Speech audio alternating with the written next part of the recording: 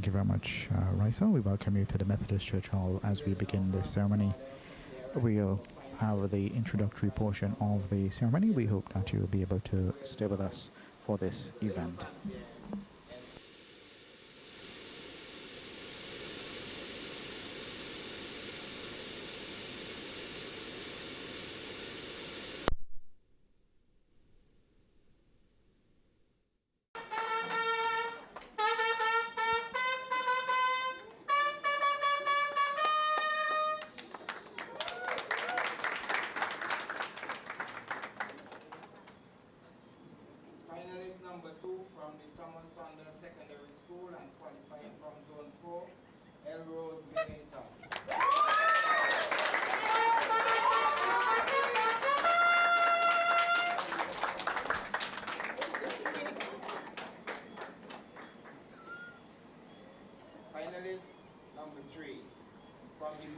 Adventist Academy and qualifying from Zone 3, Andre Bowman.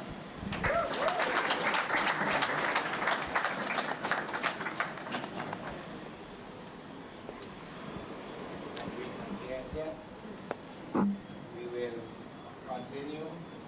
Finalist number 4, representing the Girls High School and qualifying.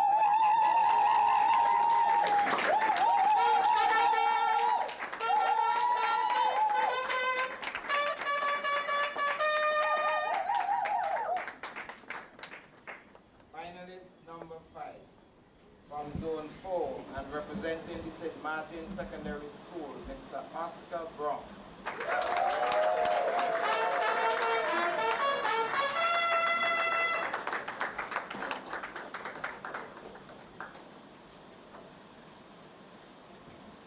And our final competitor for the night, appearing in position number 6 and qualifying from Zone 3, representing the Georgetown Secondary School, Condoleezza Brown.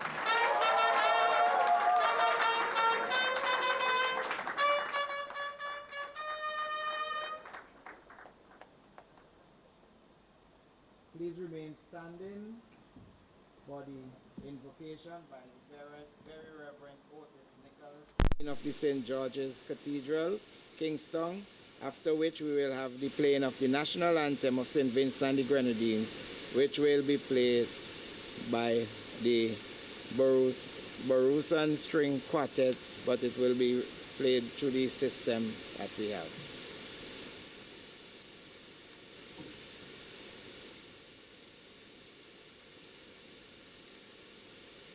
Let us pray.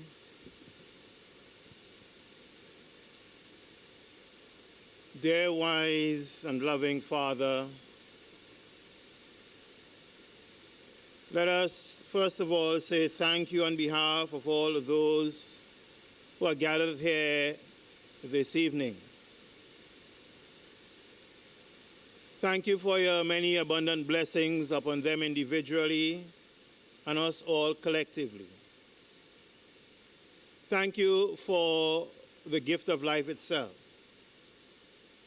and for all the measure of health we need to fulfill our callings, and for sustenance and friendship. Thank you for the ability to be involved in useful work, and for the honor of bearing appropriate responsibilities. Thank you as well for the freedom to embrace you and the freedom to reject you. Thank you for loving us even so, from your boundless and gracious nature. I pray for the organizers of this National Secondary School Public Speaking Competition, the Lions Club of St. Vincent and the Grenadines South, in collaboration with the Ministry of Education, National Reconciliation and Ecclesiastical Affairs, and FLOW. Thank you, Lord, for all the schools that participated and for those that are here this evening. Pray that God will continue to bless them all in all their undertakings. As we approach the 43rd anniversary of our independence, I pray for Susan, our Governor General, Ralph, our Prime Minister, Godwin, Opposition Leader, all members of Parliament, and for the various levels of government officials, and in particular those in the Ministry of Education. I ask that you would be gracious to us all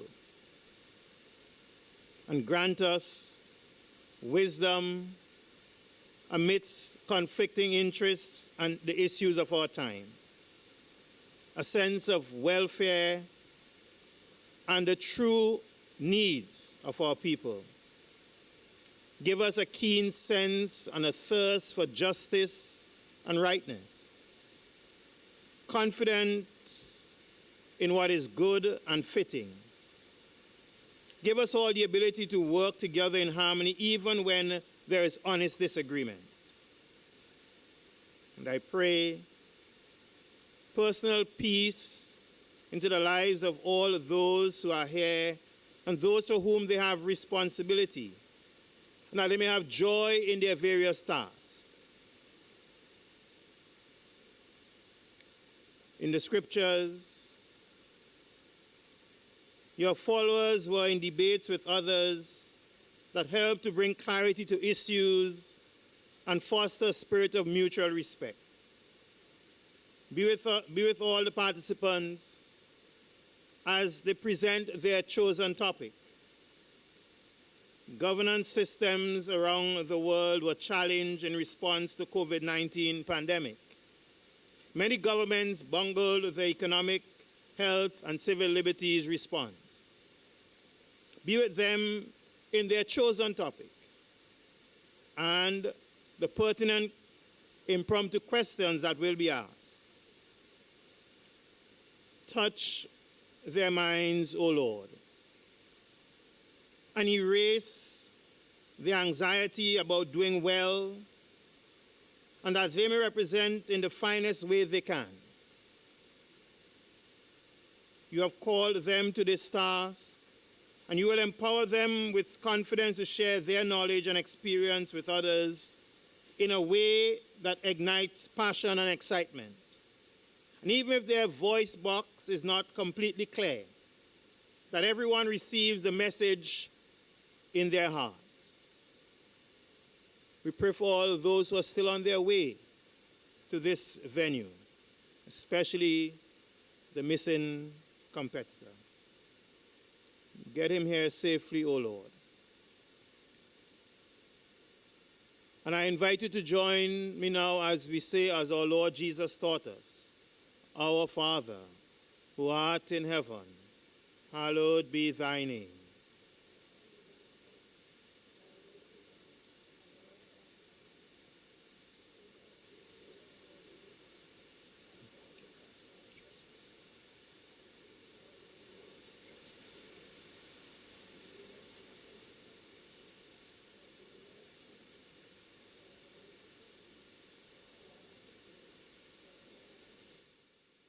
This is our prayer through Jesus Christ our Lord.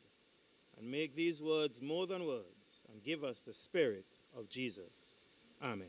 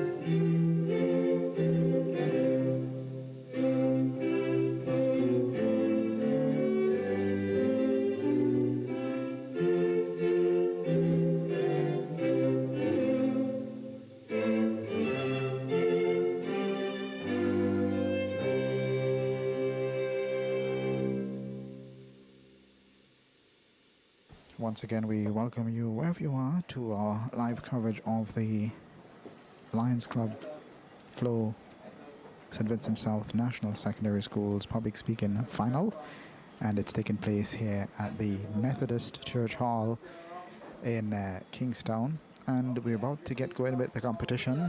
Prompt start here this evening, as we have one of the competitors who was a bit behind in terms of his timing here at the Methodist Church Hall in Kingstown.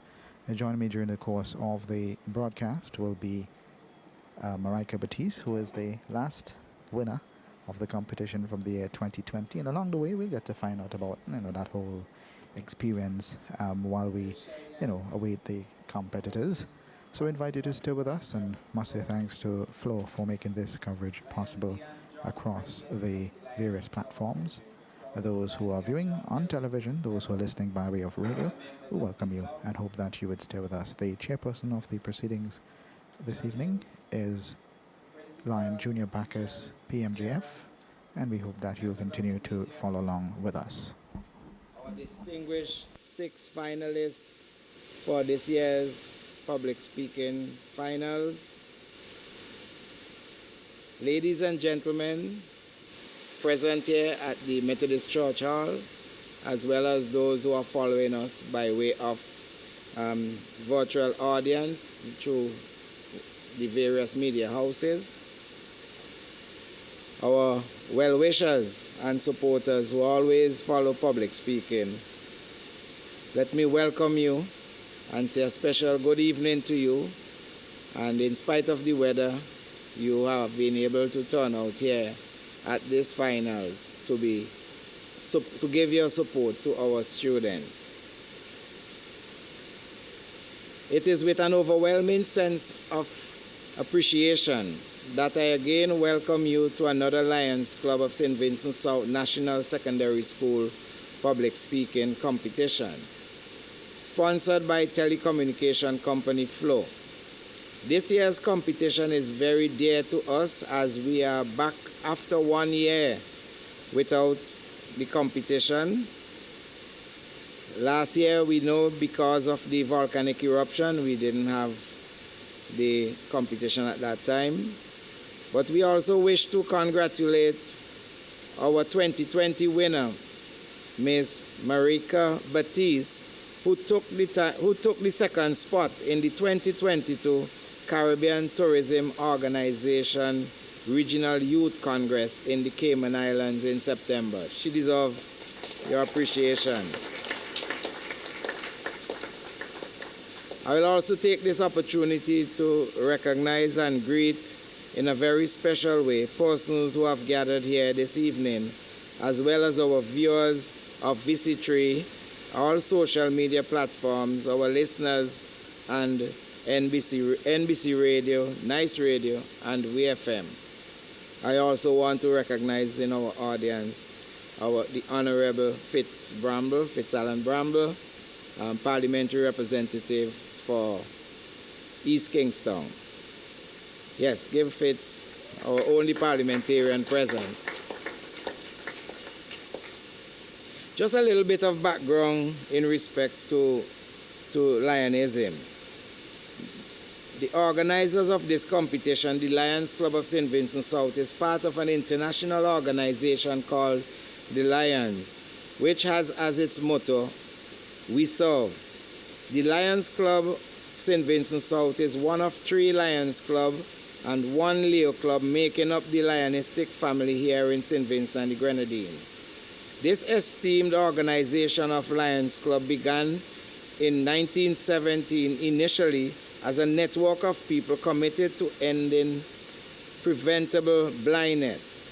Since then, the organization, with a worldwide membership of 1.4 million men and women in over 200 countries and more than 48,000 clubs, has intervened in all spheres of human endeavor, from cleaning parks, awarding scholarships to the indigent, to providing help and supplies to victims in times of disaster. Simply put, Lions help where help is needed in our communities and around the world. And we saw that here earlier this year, and with the eruption of our volcano. The Lions and Leo clubs of St. Vincent form part of the regional network called District 60B, which stretches from Cayman Islands in the north to Grenada in the south, excluding the French islands. In St. Vincent and the Grenadines, we celebrate the accomplishments of our very own past district governor, Lions Isaac Solomon, MJF, Lion Junior Bacchus, yours truly, Progressive Melvin Jones Fellow, and Dean John, our president, Melvin Jones Fellow, who holds chairmanship at the district and multiple district levels. This public speaking competition is part of the youth and educational program of the Lions Club of St. Vincent South. I can proudly boast that this project remains one of our signature projects and clearly indicates our club's belief and commitment to this program. It has also won as many accolades around the region as you could imagine. I will now invite to the microphone one of our very hardworking, distinguished Lion, Dean John MJF, who has been recently elected as our president, to bring her remarks.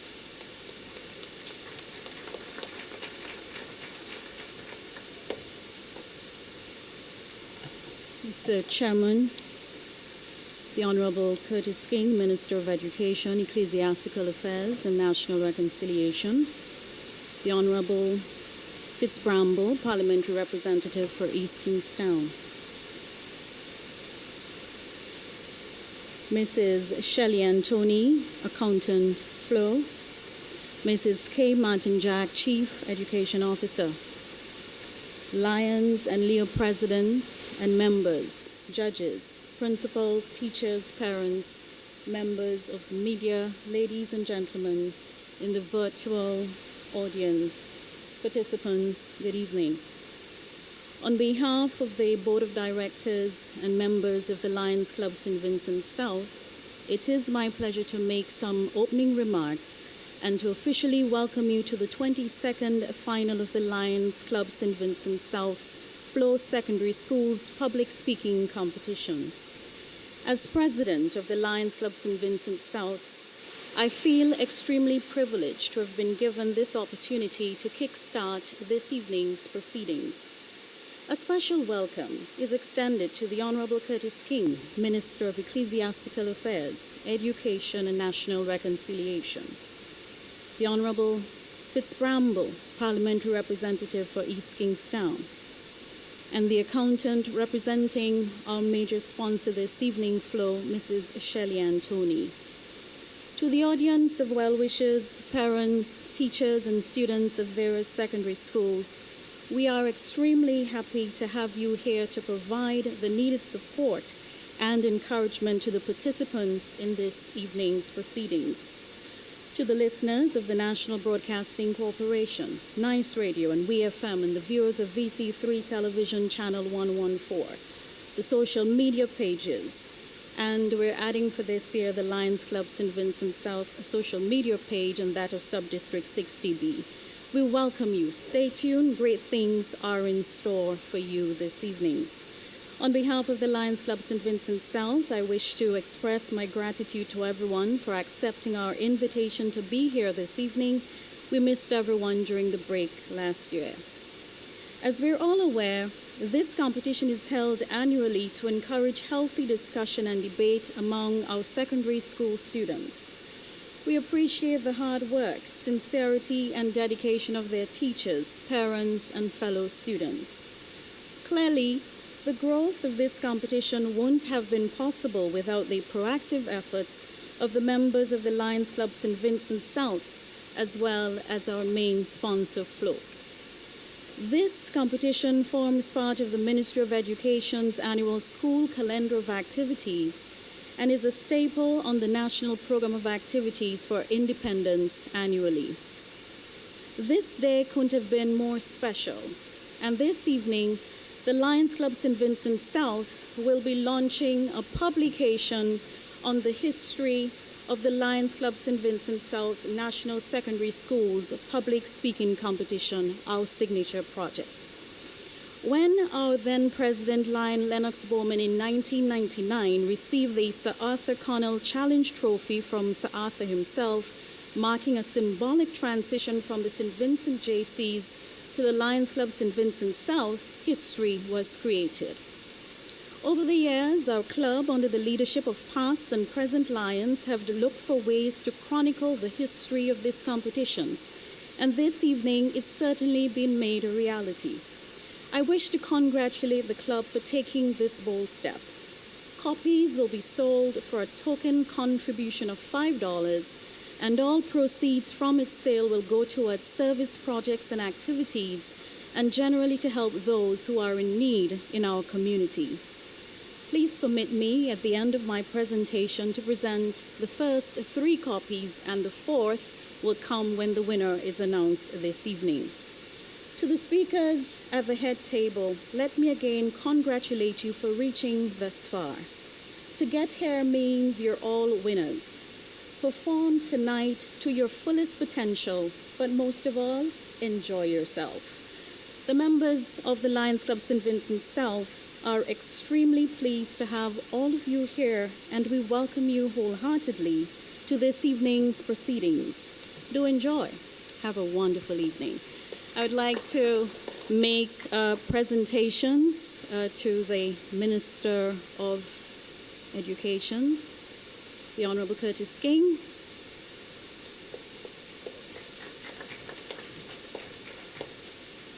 So witnessing the presentation now to the Education Minister, the Honorable Curtis King, of the special commemorative publication by the Lions Club St. Vincent South, highlighting the public speaking competition since they began their involvement in 1999. Photographic highlights, etc., captured in that document. We have now the representative for the constituency of East Kingstown, Member of Parliament, the Honourable Fitz Bramble, collecting his copy.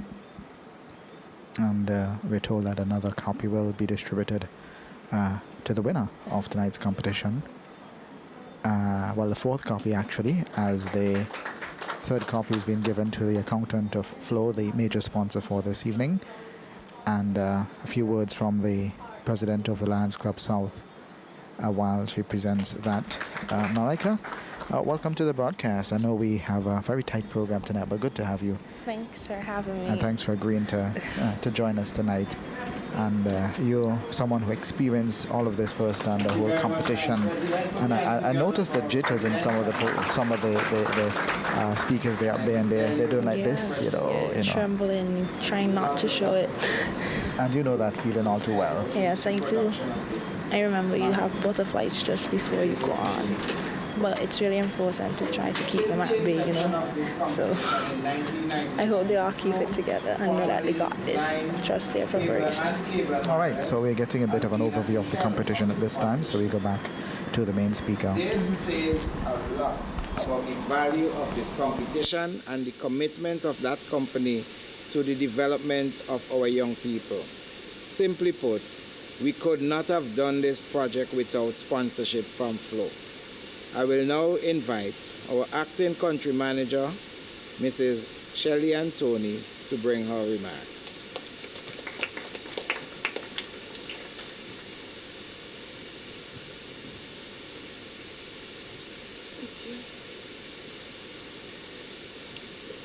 Mr. Chairman, Honorable Curtis King, Minister of Education and Ecclesiastical Affairs and National Reconciliation, Honorable Fitz Bramble,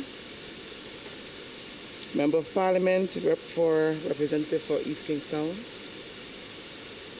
President of the Lions Club South, Lion Dion John, judges, principals, parents, teachers, members of the media, 6 finalists, Good evening. I bring you warm greetings from the management and staff of Cable and Wireless St. Vincent and the Grenadines Limited, FLO. On this, the return of the FLO Lions Club South, or Lions Club St. Vincent South, National Secondary Schools Public Speaking Competition. Its absence in the last year was deeply felt, a fact that speaks to its importance and relevance in our nation's academic and independence calendars. It is always a pleasure listening to the spirited debates and presentations from our future leaders in their friendly platform created to hone new skills. Public speaking in particular, a useful skill that transcends industries and careers. For more than 30 years, Cable and Wireless FLO has pledged its support towards this event. We stand resolute in this commitment and our continued contribution and investment in education and youth development in St. Vincent and the Grenadines. In addition to our direct financial contribution to the Lions Club, our sponsorship this year includes some exciting prizes and academic scholarships for the winning students. All finalists will receive a gift of a smartphone with FLO mobile data service. We will also issue the following scholarships. The third place winner will receive a prize or an annual 2-year scholarship of $500, so it's annual, 2 years. The second place winner will receive $1,000 annual for 2-year scholarship. And the first place winner will receive $2,000 annual for a 2-year scholarship. And it doesn't stop there. Thank you. The winning school will receive a $3,000 prize toward the completion of a school developmental project.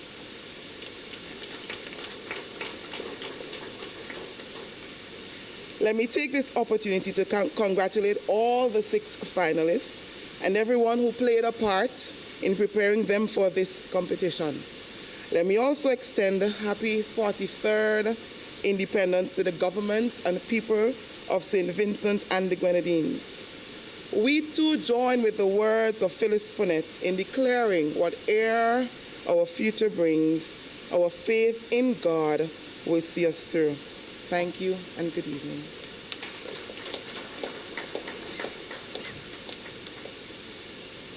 Thank you very much to Mrs. Tony for the announcement of those prizes and cash scholarships. Really impressive. So you know what you are here for.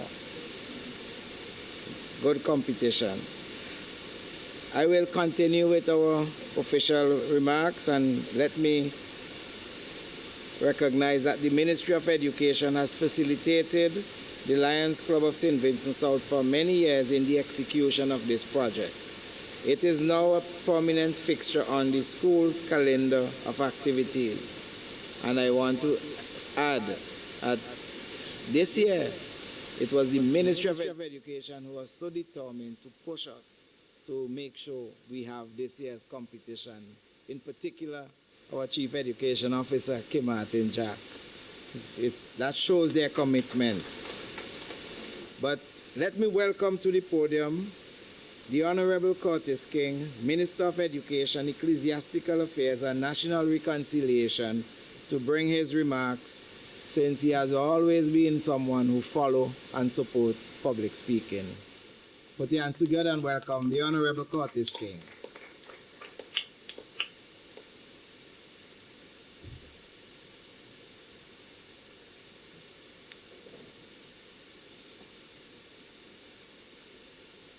Thank you very much, Lion Bacchus. Honorable Fitzgerald Bramble, Mrs. Shelley Antoni, Country Manager of FLO, Mrs. Kim Martin Jack, Chief Education Officer, Lion Dion John, MJF, President of the Lions Club of St. Vincent South, Lions and Leo presidents and members, distinguished judges, principals, teachers, parents, members of the media, ladies and gentlemen present and in the virtual audience, and of course, our students and those participating in these finals tonight. A pleasant good night. In fact, this is the season when we celebrate our reclamation of independence from Great Britain. So I want also at this very outset to bring warm fraternal greetings to you on this occasion of our 43rd anniversary of the reclamation of our independence. But tonight I'm here for a different reason. Tonight we are here for public speaking competition. Words have, and I'm quoting here, words have incredible power. They can make people's hearts soar, or they can make people's hearts soar. Dr. Madi Groti. She gave us that wonderful quotation. Tonight, as we sit and listen to the students who are presenting in the various segments of tonight's public speaking competition, we would all be very attentive in our listening as we judge whether our hearts soar or become sore. We all recognize this experience is one that can be very nerve-wracking.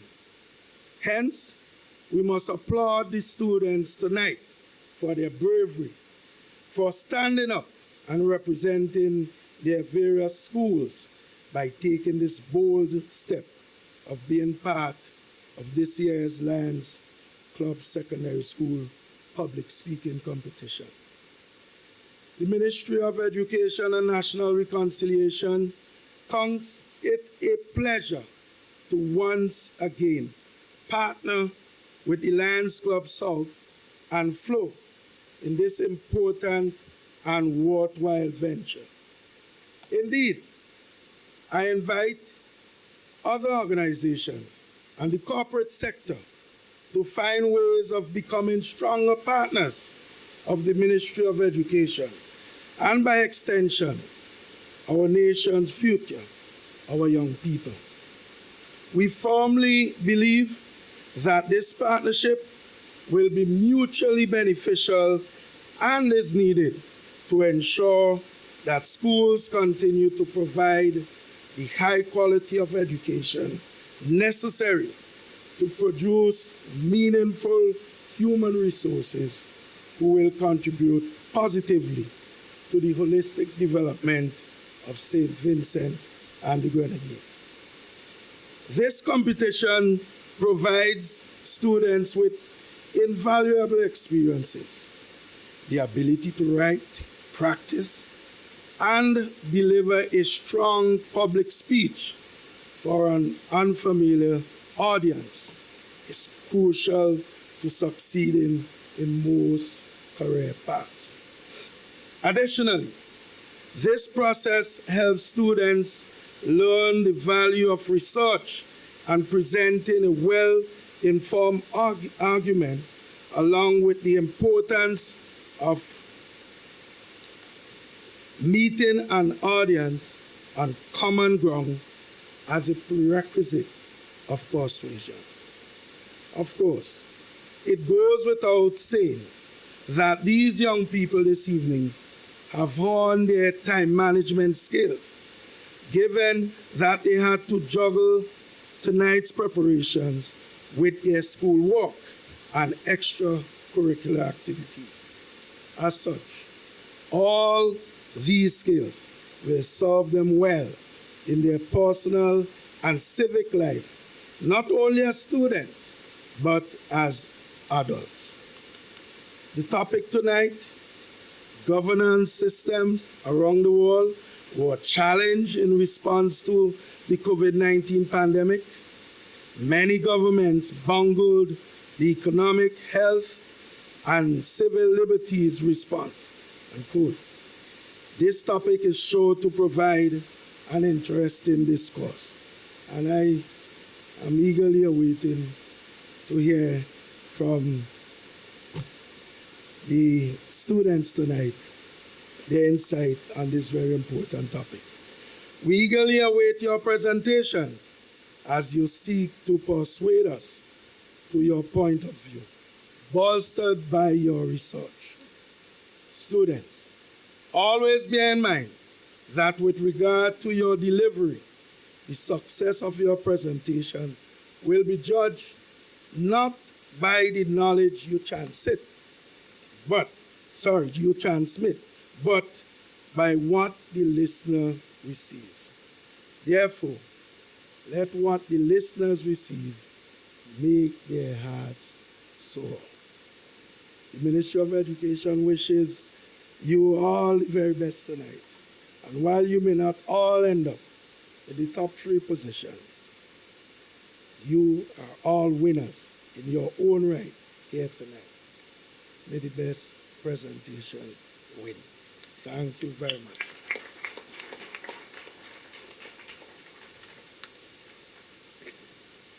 Thank you very much, Honorable Minister of Education Curtis. Yes. I know you really came here to listen to the students, so let's get to that part of the proceedings. But just before we get into our presentations from the 6 finalists, I just want for you and the audience following to understand what the judges are looking for. So these are the rules, judging criteria, as well as I will combine the work of the bell so the students all can know what time the bell will ring for which speech. Rule number 1, each speaker shall deliver 3 speeches, 2 prepared speeches and an impromptu speech. For the main speech, each speaker shall speak for a period not exceeding 10 minutes. For the first bell will ring at 8 minutes and the final bell at 10 minutes. The judges will disregard anything said after 10 minutes.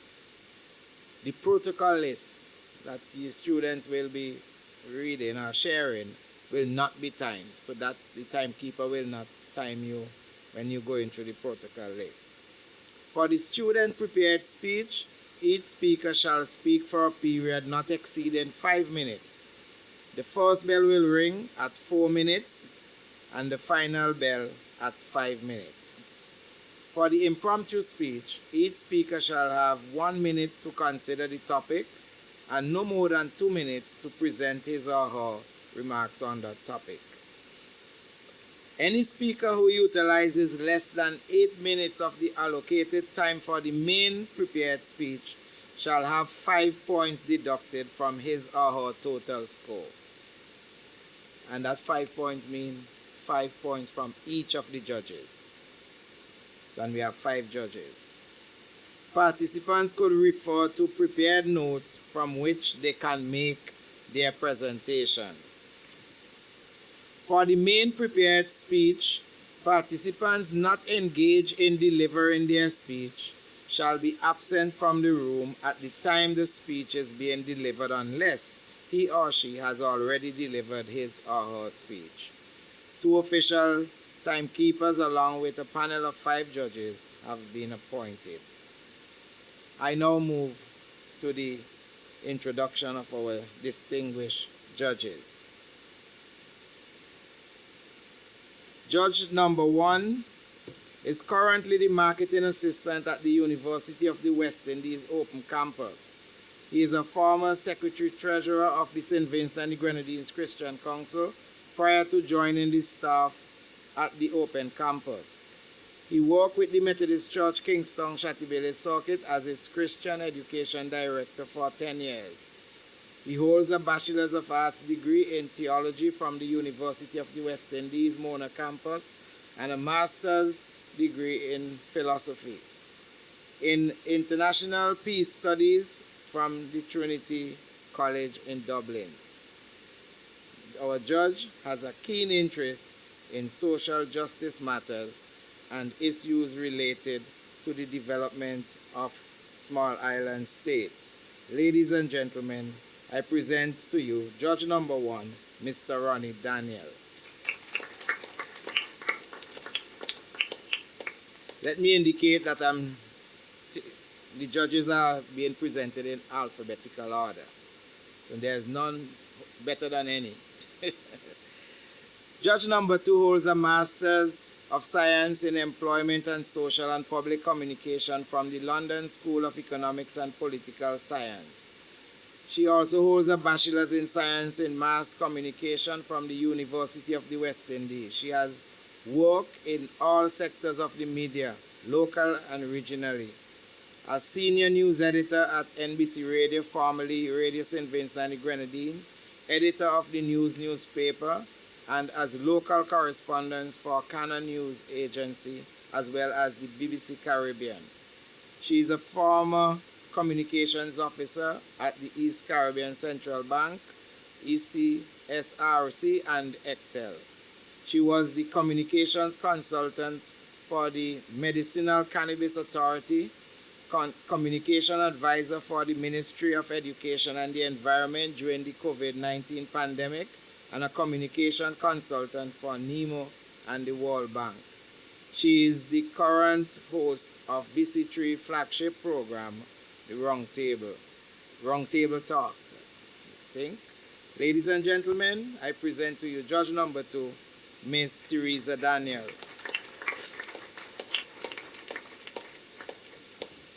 And don't forget, Teresa is a lion. Judge number 3 holds a degree in history and a certificate in social development from the Cody Institute of Nova Scotia, Canada. Is a historian, social commentator, and weekly columnist with the Searchlight newspaper. He is a retired head of the University of the West Indies Open Campus in SVG.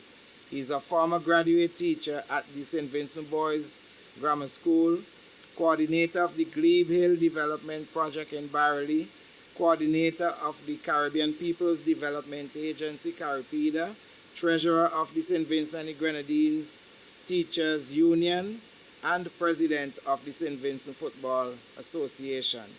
He is the author of 6 books and of numerous articles and short biographies, and has lectured extensively in St. Vincent and the Grenadines and the Caribbean.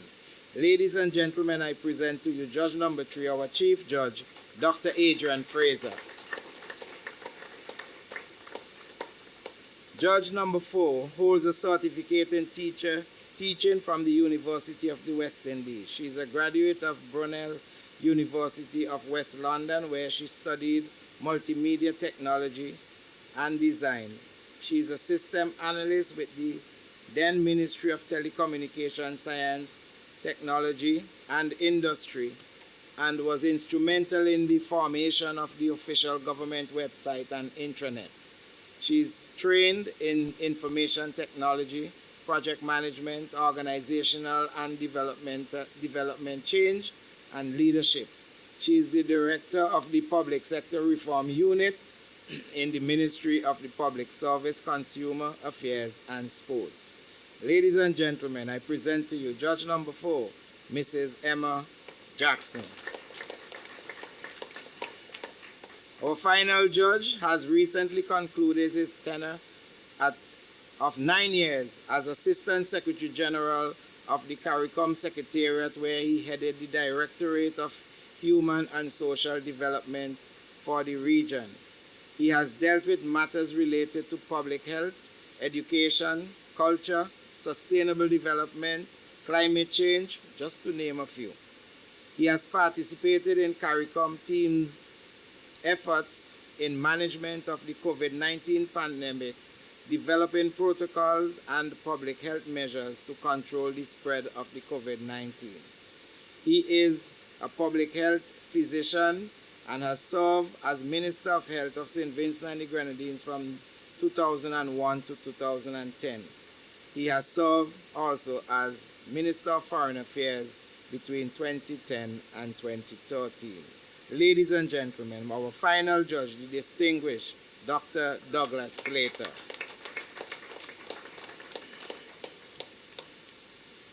So, that's a mouthful. Let's go straight to competition. So I will now remind you, for those who've been at the preliminaries, that our timekeeper, our hard-working Lion Sharon Williams, is here and ready to keep check on you. So put your hands together for Lion Sharon. And I will now invite Lion Monel to escort our participant, leaving with me, Derisa, of course. Take them to the holding room. Walk with your notes if you wish to refer to them. And you will then return. So the process has begun to get ready for competition. You just heard the chairman, Junior Bacchus, PMGF, asking that the participants leave the room, of course, being accompanied by a lion. And we're getting ready for the competition. And this brings back some memories for Marika. I see the expression on her face. Certainly, you remember this moment, anticipating your presentation and being asked to leave the room as you get ready for the individual ones. I actually wasn't asked to leave the room because I was number one. Oh, well, excellent. So that was even more nerve-wracking. So you were oh, that's very interesting. It was. So we welcome those who are viewing by way of VC3 television, those who are also joining us by WeFM. I understand WeFM is also a part of this broadcast tonight. And we're being beamed across the world by VC3 television via the internet across the various platforms as well. Thanks very much to Flo. And remember, it's the final days of the Flo Customer Relief Program with 70% off any fixed service accounts disconnected for 1 year or more.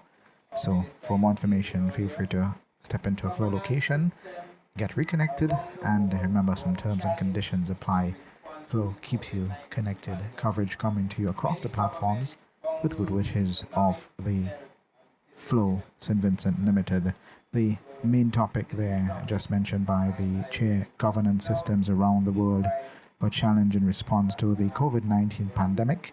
Many governments bungled the economic, health, and civil liberties response. We get ready for competitor number 1.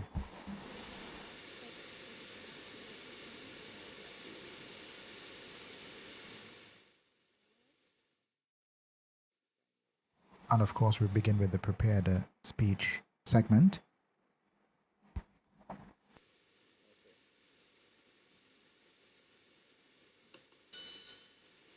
Honorable Curtis King, Minister of Education, Celestial Affairs and National Reconciliation, Honorable Carlos James, Minister of Culture and Chairman of National Independence Committee, Miss Shelley Antoni, Country Manager, Flo, Miss K. Martin Jack, Chief Education Officer, Leon Dion John, MJF, President of the Lions Club St. Vincent South, Lions and Leo, Presidents and Members, Judges, Principals, Teachers, Parents, Members of the media, ladies and gentlemen, present and in the virtual audience, fellow participants, good evening.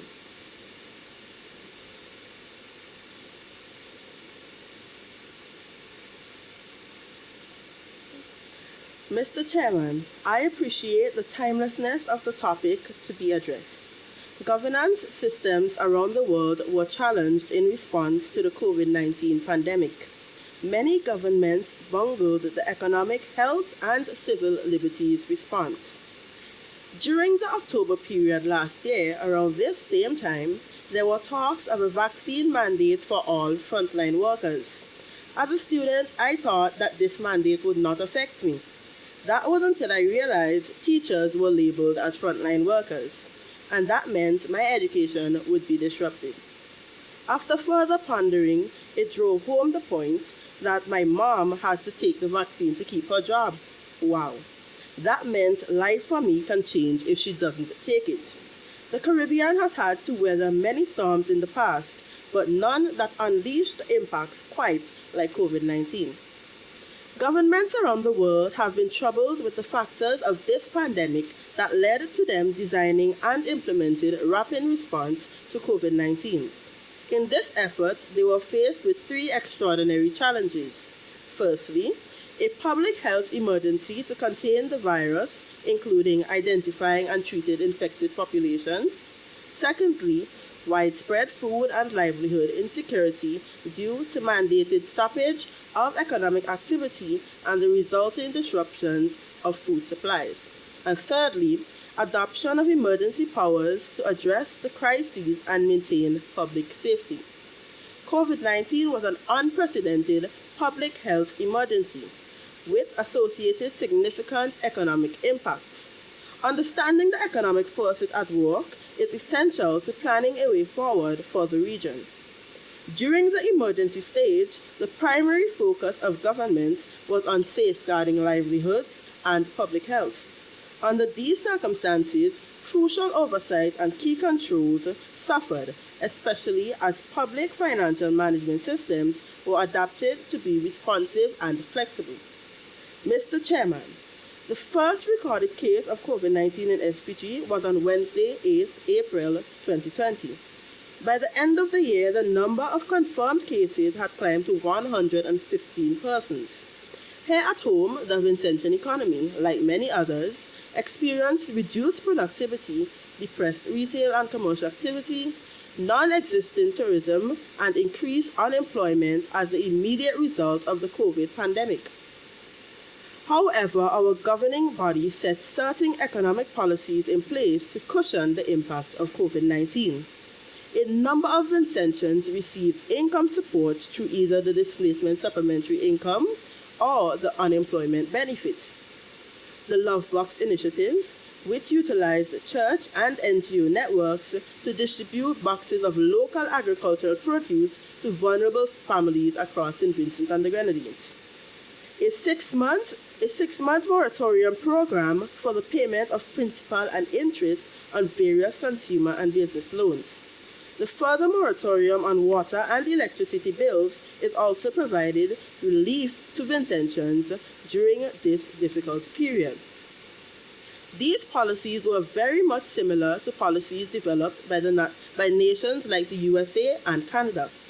In America, the Treasury Department was responsible for over $1 trillion in American Rescue Plan programs and tax credits. These rescue plan programs included many moratoriums and other financial aid to citizens.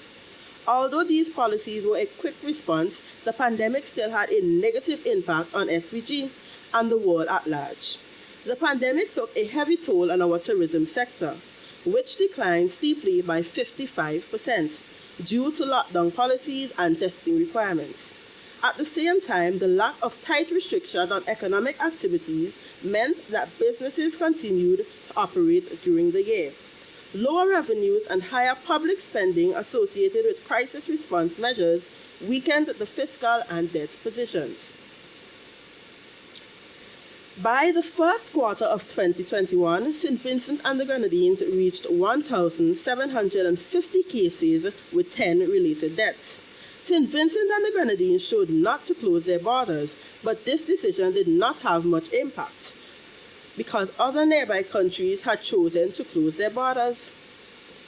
How damaging these policies turned out to be for food security, nutrition, and the livelihoods of farmers, fishers, and others. In the short term, governments must manage multiple demands responding to health crisis, managing the consequences of the shock of the economy, and ensuring the smooth functioning of the food system. The COVID-19 pandemic has exposed how vulnerable small states like us in the Caribbean are to manifold threats, in this case to global health security threats. The pandemic reached the Caribbean in March, and in response, Caribbean governments implemented a series of measures to contain, mitigate, and prevent the spread of coronavirus. Mr. Chairman, judges, fellow contestants, audience, Seen against this backdrop, the approach adopted by the Prime Minister of Barbados, Mia Mottley, is commendable. On March 1st, Prime Minister Mottley, as chair of CARICOM, convened an emergency meeting of this intergovernmental body to develop a regional response to the unfolding global pandemic. Such a response makes sense for a number of reasons. Not all islands in the Caribbean have healthcare facilities to address a surge in infections. Diagnostic kits and knowledge are needed to perform early diagnosis for COVID-19 response, but appropriate testing capabilities were lacking in some of the states. As a nation, we saw many healthcare policies that aided the country and some that caused division. It is commendable on the part of our governing body as they ensured that our nation was educated on the effective ways to combat COVID-19. These policies include the construction of an isolation center with 24 negative pressure beds and 6 ventilators, testing and quarantining of persons entering the country to minimize the spread of COVID-19, preventative measures in place in workplaces and schools in the form of online teaching and shift system within the public sector. And lastly, education of citizens on proper sanitization and mask wearing. Communities were fully educated, engaged, and empowered to adjust to the new norm. However, we saw healthcare policies come into play through mandates that challenged the civil liberties of the common man. Mr. Chairman, judges, fellow contestants, audience, our government adopted a draconian leadership style and made the public sector take the vaccine out of the fear of the nation's deaths.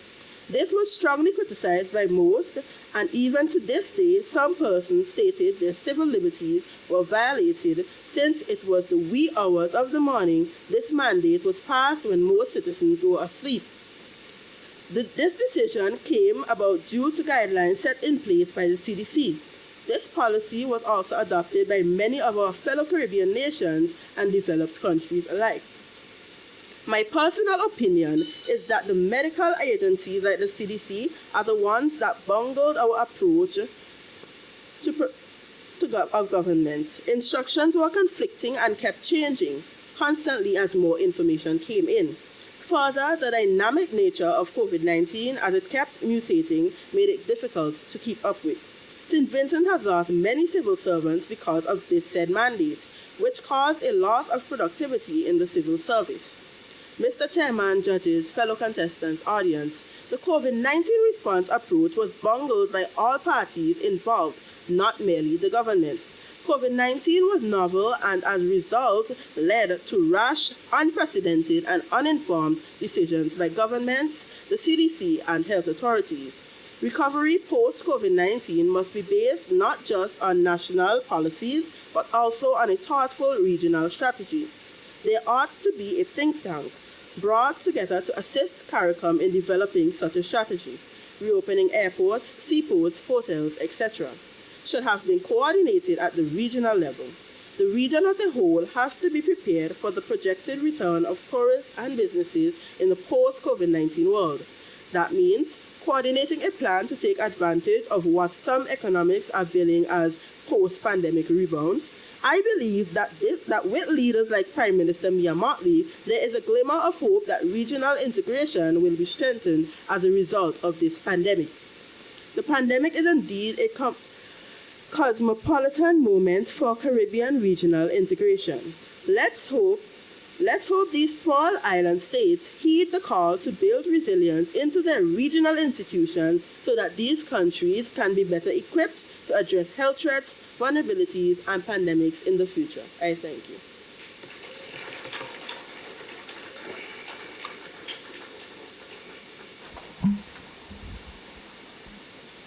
The first prepared speech, and we get the time shortly from the timekeeper. For 9 minutes, 55 seconds. 9 minutes, 55 seconds. Yes, almost perfect timing. Our first presenter here as we get ready for the second competitor. And of course, we welcome you if you're just joining us. And we have another of the competitors joining in the room. And as they come in and do their presentation. They asked to have their seat. You were the first presentation, Malaika. Yes, so I was. You got to observe everybody else's speech. It was good to have the company, honestly. And I imagine after that moment you finished. Relieved, honestly, because my prepared speech was actually the one that I wasn't most comfortable with. So it was good to get that one out of the way. Right, so as we get ready for competitor number 2, and we have another participant, I understand, gearing up in the back, about to enter. We say welcome to those who are joining by way of VC3 television, those who are on the various pages of VC3, the Agency for Public Information and the National Broadcasting Corporation pages. And we have competitor number 2. Competitor number 2 is getting ready to present Elrose Millington of the Thomas Saunders Secondary, and followed by Andrew Bowman of the Mountain View Adventist Academy, then Faith English of the St. Vincent Girls High School. Oscar Brown will follow from the St. Martin Secondary, and Condoleezza Brown of the Georgetown Secondary as we get ready for competitor number 2. Mr. Chairman, Honorable Curtis King, Minister of Education, Ecclesiastical Affairs and National Reconciliation, Honorable Carlos James, Minister of Culture and Chairman of the National Independence Committee, Mrs. Shelley-Ann Tony, the Acting Country Manager for Flow, Ms. K. Martin Jack, Chief Education Officer, Lion Diony John, MJF, President of the Lions Club, St. Vincent South, Lions and Leo Presidents and members, judges, principals, teachers, parents, members of the media, ladies and gentlemen present and the virtual audience, fellow competitors, participants, good evening. On the 13th of May, 2020, as the pandemic raged, Forbes contributor Mark Schrenk stated, "Today, most of us find ourselves in uncharted territory. Businesses, communities, and entire societies are scrambling their response to this global health emergency. It's times like these that our leaders' ability to assess to dynamic situation and make strategic choices in response is vital."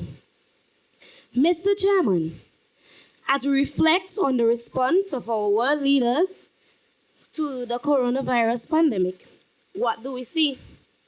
I perceive 6.56 million preventable deaths, 624 million injured, struggling economies, and the erosion of civil liberties by those elected to protect them. Hence, I stand here today in firm agreement with the assertion that government's bungled economic, health, and civil liberties response to the pandemic. I will strengthen my case by elaborating on the following. 1. The economic downturn most economies face following the pandemic. 2. The massive death and injury toll of the pandemic.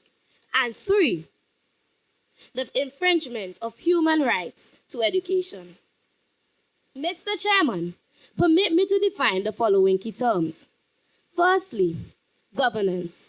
According to governance today, it's defined as the system by which entities are directed and controlled. Entities are said to have good governance once they operate openly by reporting on their findings, effectively manage any risks they may encounter, and take responsibilities for protecting their assets. Secondly, according to the World Health Organization, the coronavirus pandemic is an ongoing global pandemic caused by severe acute respiratory syndrome coronavirus 2, or the SARS-CoV-2. It was first identified from an outbreak in Wuhan, China in December 2019 before going on to be declared a pandemic on March the 11th, 2020, as attempts to contain the virus failed. Thirdly, to bungle a task simply means to do so incompetently or clumsily. Lastly, civil liberty, according to the Cambridge Dictionary, is the freedom of a citizen to exercise customary rights without unwarranted or arbitrary interference by the government. Regarding my first point, governments worldwide failed to adequately protect their economies against the impact of the COVID-19 pandemic. This is evident by the International Monetary Fund estimating that median global GDP dropped by 3.9% from 2019 to 2020, making it the worst economic downturn since the Great Depression. This is due largely to the fact that economies were forced into cycles of lockdowns as the default method of swift disease containment. However, as the Organization for Economic Cooperation and Development reports, these lockdowns triggers global economic crises as the majority of businesses either had no remote work system in place or were not compatible with the remote work in the first place. In what can be only described as a domino effect, the OECD reports that global unemployment levels soared, eroding the purchasing power of the people, thus reducing overall global economic output and diminishing government revenue. To extinguish the fire they started, governments rushed to introduce recovery programs such as the Paycheck Protection Program that government loans implemented by the United States government, or even the distribution of supplementary income in Brazil. However, this citizen of the world can't help but wonder if these programs are simply too little, too late.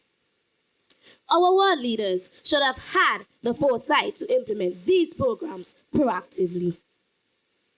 Governments also failed to safeguard the health of their populations in response to the pandemic. Esteemed audience, let's play a game called WWYD, or What Will You Do? First scenario, let's say you're in a busy road and a semi-truck comes barreling at you. What will you do? Second scenario, you're bathing in the ocean and a great white shark comes swimming in your direction. What will you do? Last scenario, let's say you're on a farm and suddenly a charging bull comes raging at you. What will you do? Congratulations! If you answered get out of the way to any of those, you officially had more foresight than the world's government. The world first learned of the COVID-19 virus on December 31st, 2019, as Wuhan, China, a city of 11 million people, was brought to its knees by the virus. On January 20th, 2020, the first case of COVID-19 is recorded in the United States, and the rest is history. As citizens, we all anxiously watched the news. We saw the pandemic coming. Why then should the United States have lost 1.6 million lives to the pandemic? Why should Brazil lose 700,000? Why should India lose 500,000? And why should the Caribbean lose thousands? Audience, all these deaths were preventable.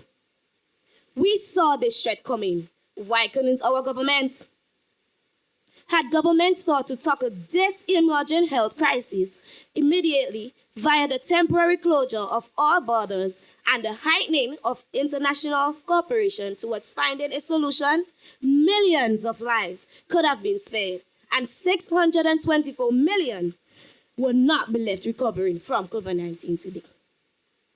Another glaring indication of mismanaged pandemic response comes from observing the egregious violations of civil liberties inflicted upon the world's citizens, namely the violation of human rights to education. U.S. founding Father James Madison once posited that education is the foundation to live civil liberty. In St. Vincent and the Grenadines, we agree.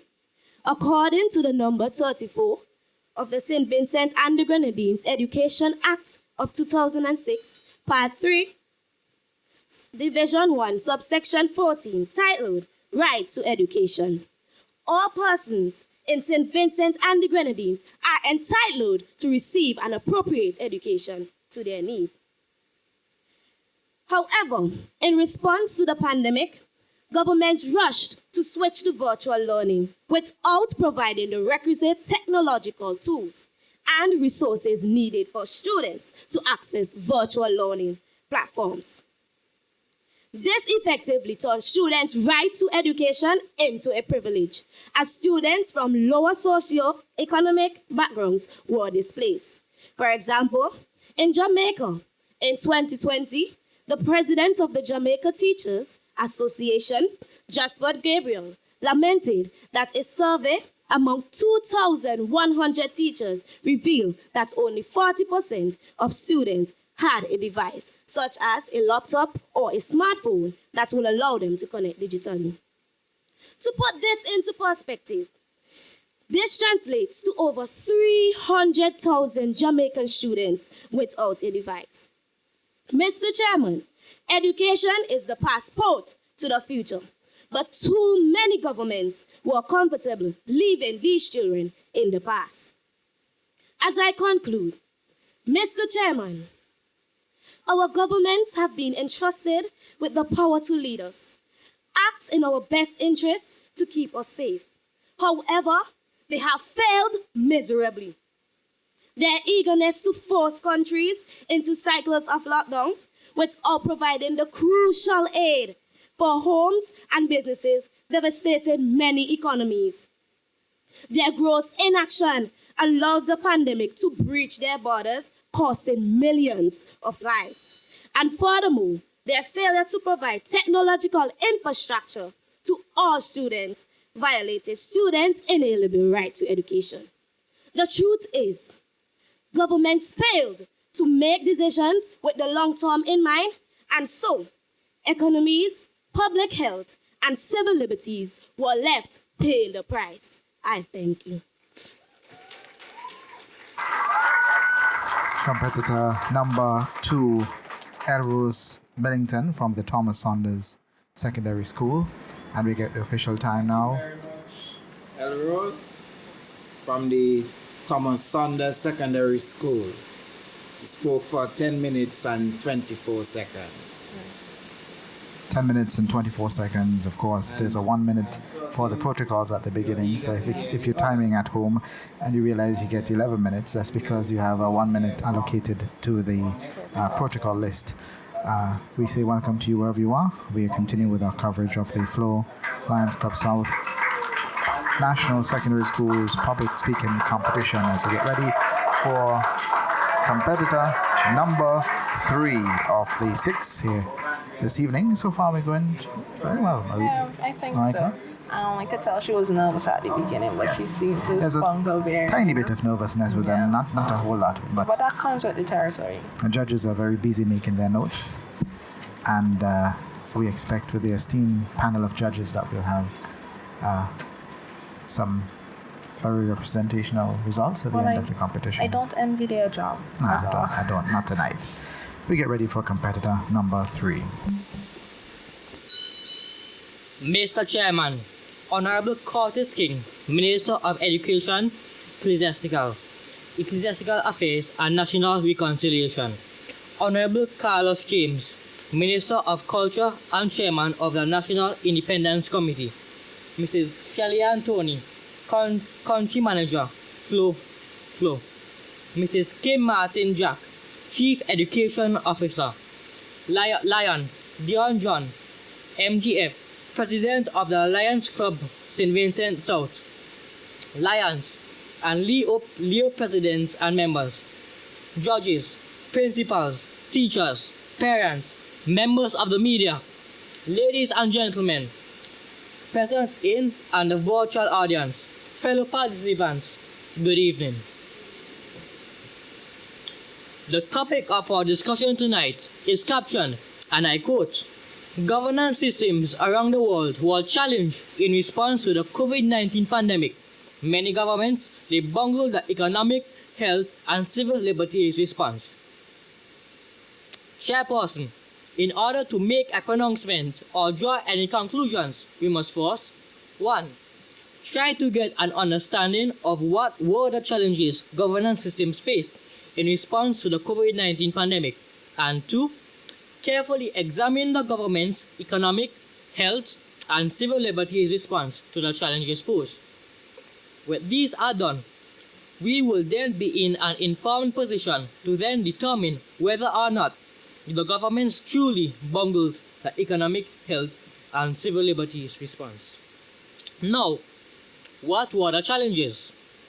The first case of SARS-CoV-2, commonly known as COVID-19, was discovered in December 2019 in Wuhan, China, and it began its global rampage in January 2020, resulting in the ongoing pandemic. The rate at which the virus spread, moving from country to country, was simply alarming. People were becoming infected by the tens of thousands and were dying by the thousands on a daily basis. According to the World Health Organization, WHO, as of today, October 25th, 2022, the coronavirus has affected 228 countries and territories in the world, infecting 633 million people, resulting in the death of over 6.5 million. Chairperson, no government around the world was prepared for the impact that COVID-19 brought to their shores. The regular mass movement of people by various means in a relatively short time period meant that virtually no part of the world was out of reach for the virus. A lack of clear information on the means of which it spread, coupled with the ability of the virus to change and adapt, left scientists, medical professionals, and governments in a general state of uncertainty. Often were there conflicted ideas from well-meaning professionals and experts throughout the governance systems at every level of operation. Conspiracy theories, they abounded about the cause and source of the virus. Social media created experts of every kind on a subject, resulting in even the most respected and notable medical experts becoming targets to ridicule and mistrust. These factors made an already challenging situation multiple times more challenging. These were the major challenges. At this juncture, it is important for clarity that we understand the meaning of some key terms in the topic. According to the Collins Online Dictionary, the term economic means, quote, concerned with the organization of the money, industry, and trade of a country, region, or society. In 1984, end of quote. In 1984, the WHO defined health as a state of complete physical, mental, and social well-being, and not merely the absence of a disease or infirmity. The Collins Dictionary states that the civil liberties of our citizens refer to the rights they have to say, think, and do what they want, as long as they respect other people's rights.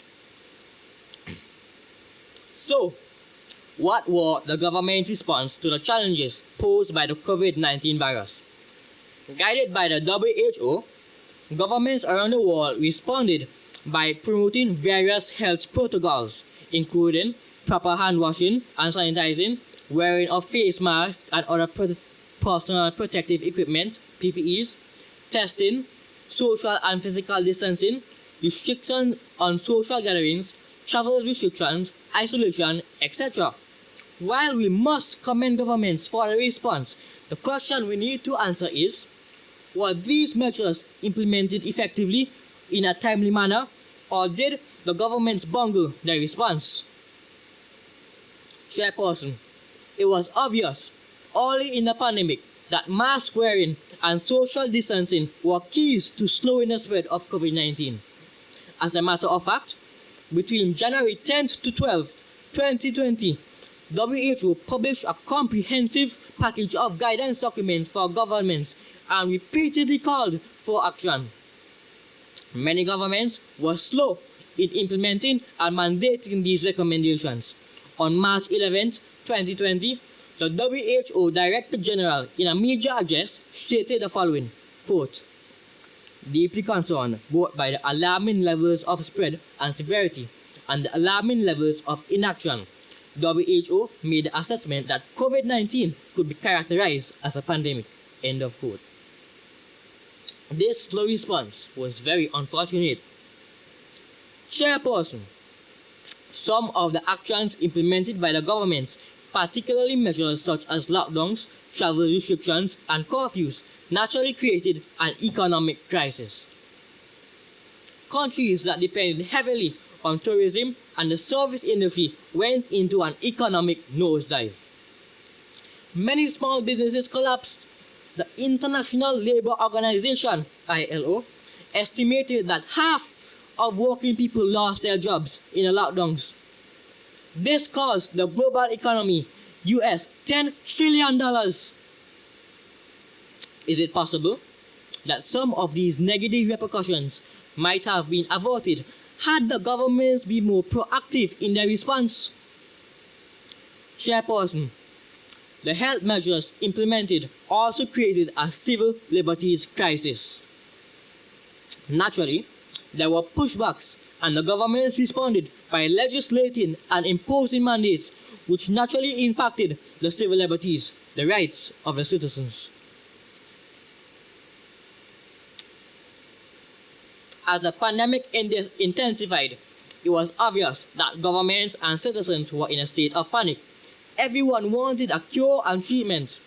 We must admit that it was absolutely necessary to produce a vaccine in the shortest possible time.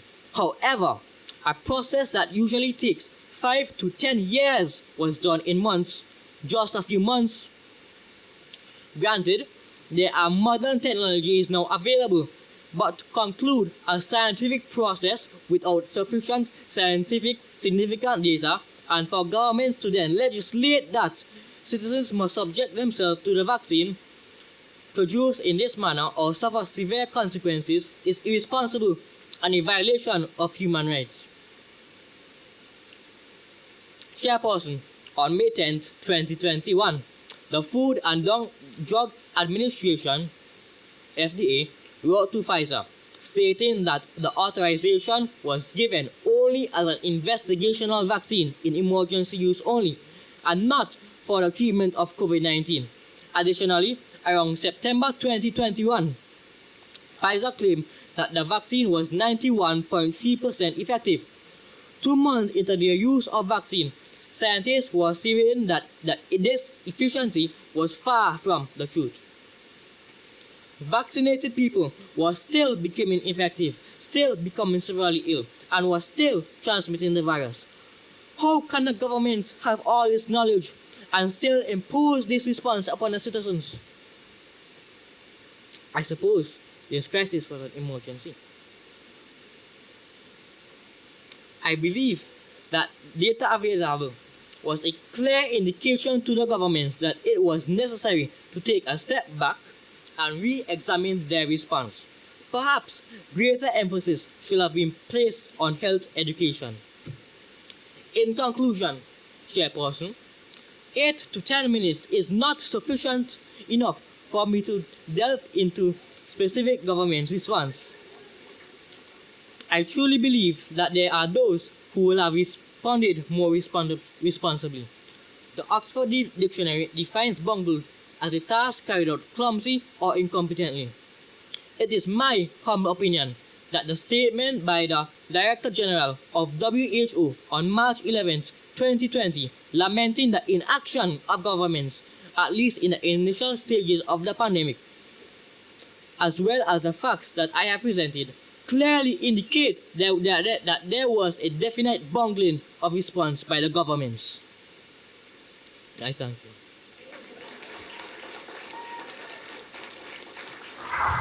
Andre Bowman of the Mountain View Adventist Academy. And I'm pretty sure he was almost at exact 10 minutes, but we'll get the official time from the timekeeper. Thank you very much, Andre. Spoke for 9 minutes and 53 seconds. 7 seconds away. And we already at competitor number 3, believe it or not. And we only have 3 more to go. And so far, it's a tough job for the judges. Of course.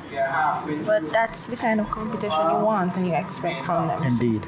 Of course, they're the cream of the crop. You started with 9 competitors, and it was narrowed down to 6. Yeah. So there must have been a reason why we're at 6. And the 6 that we have are certainly representation of those who excelled in the preliminary round of the competition held from October 4th to the 6th. And today, we're witnessing the grand climax of all that preparation, all that practice, all that writing, and trying to prepare as best as possible. Of course, this is the first of 3 segments. This is the main topic. Yes, and I'm eagerly awaiting the impromptu segment because that is my favorite. I think that separates the cream of the crop. Who can speak on the spot? Of course. Yes, indeed. And just to remind you of the main topic, governance systems around the world were challenged in response to the COVID-19 pandemic. Many governments bungled the economic health and civil liberties response. That's the topic. And we prepare for competitor number 4, Faith English, representing the St. Vincent Girls High School. And a reminder that they speak for 10 minutes. There'll be a bell at approximately 8 minutes. And this is the first of 3 rounds of competition as we prepare for competitor number 4.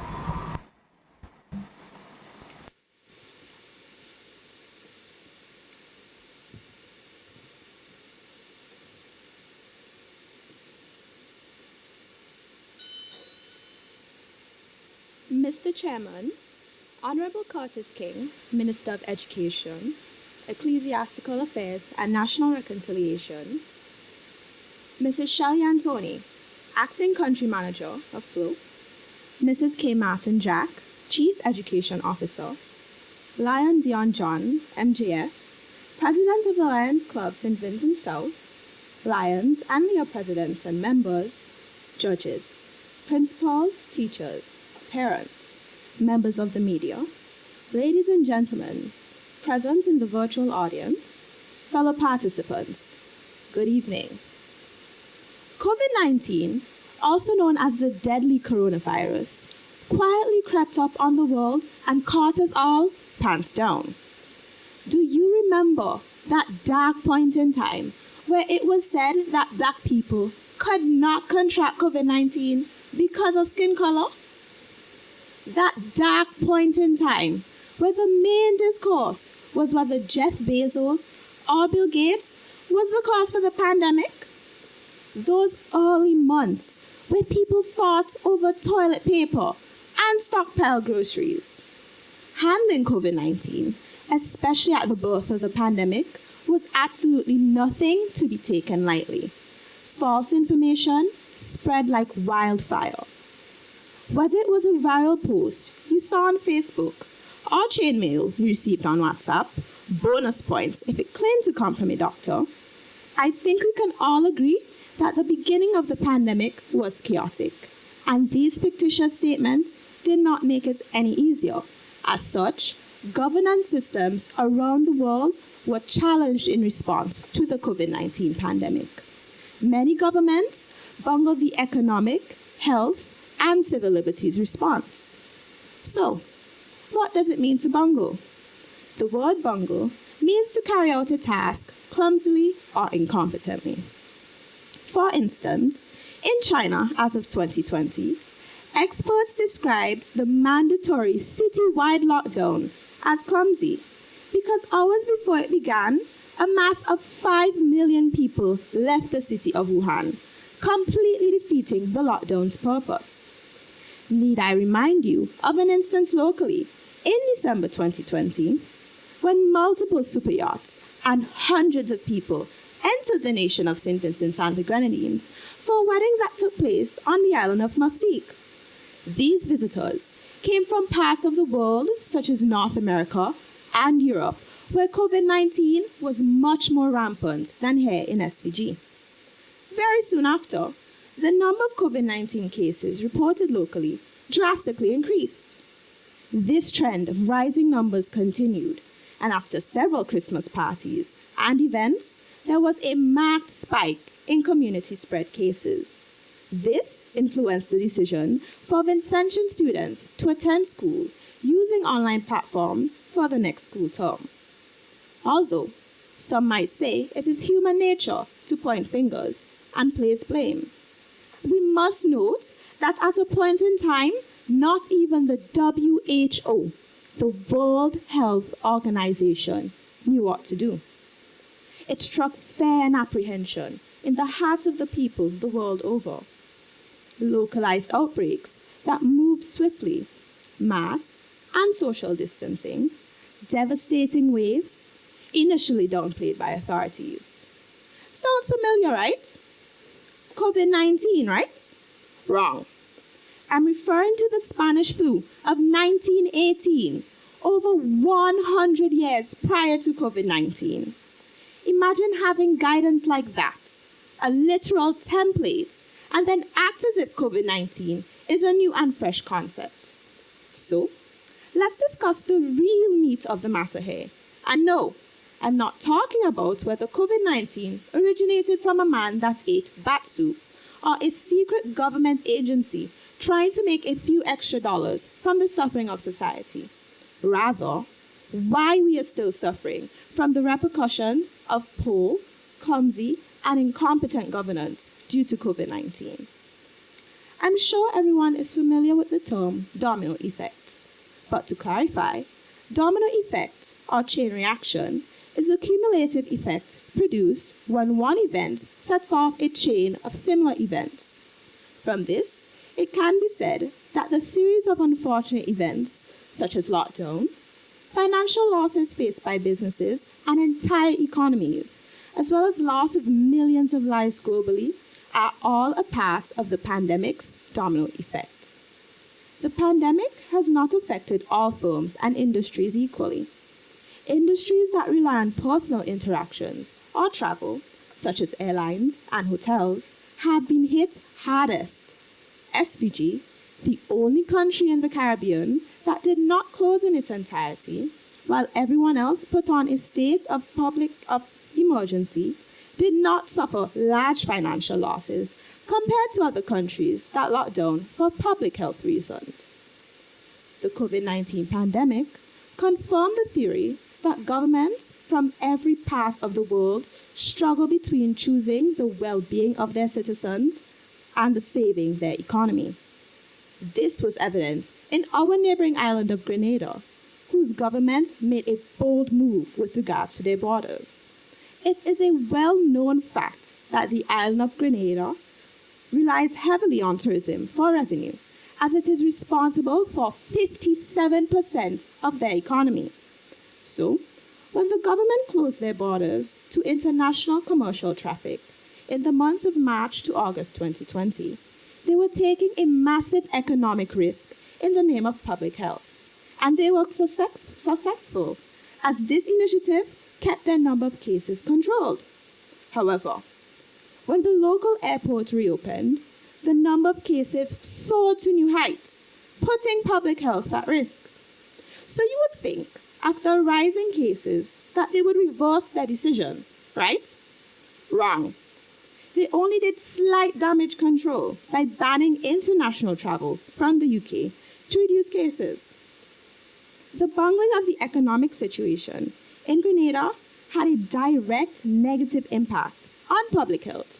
Yet, the Grenadian government proved that they believed the economy was much more important than the public health and safety of their citizens.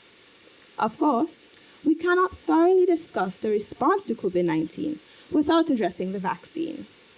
Initially, and even currently, there was a lot of skepticism surrounding the COVID-19 vaccine.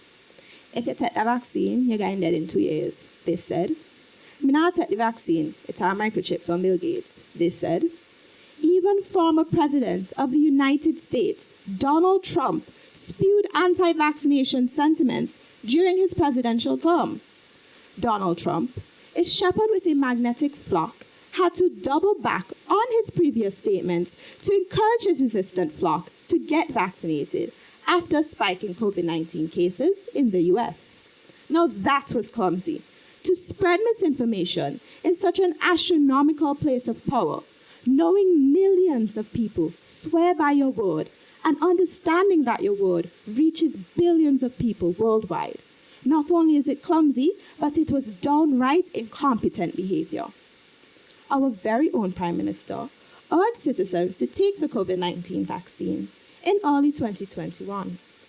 The claim of this vaccine is that it reduces the symptoms if you were to contract COVID-19, protecting citizens from getting seriously ill, being hospitalized, or even dying. On November 19, 2021, the government implemented a vaccination mandate that went into full effect. This mandate required that all frontline workers be vaccinated against COVID-19, and anyone that shows up for work and refuses to take the vaccine be charged for misconduct.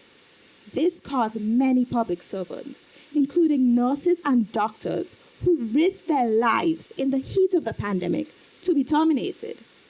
The punchline of it all, the Pfizer COVID-19 vaccine, one of several COVID vaccines available in SVG, and most notably, the vaccine that was available to children like me, was never tested for its ability to prevent the transmission of COVID before it hit the market in December 2020.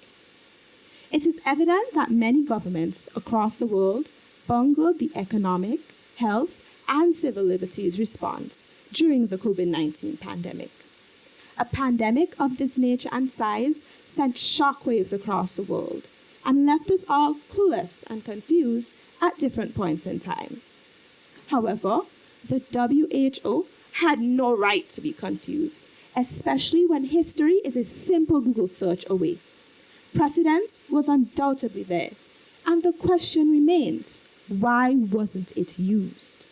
Numerous precious lives were lost, and many people still live with the unfortunate long-term effects today.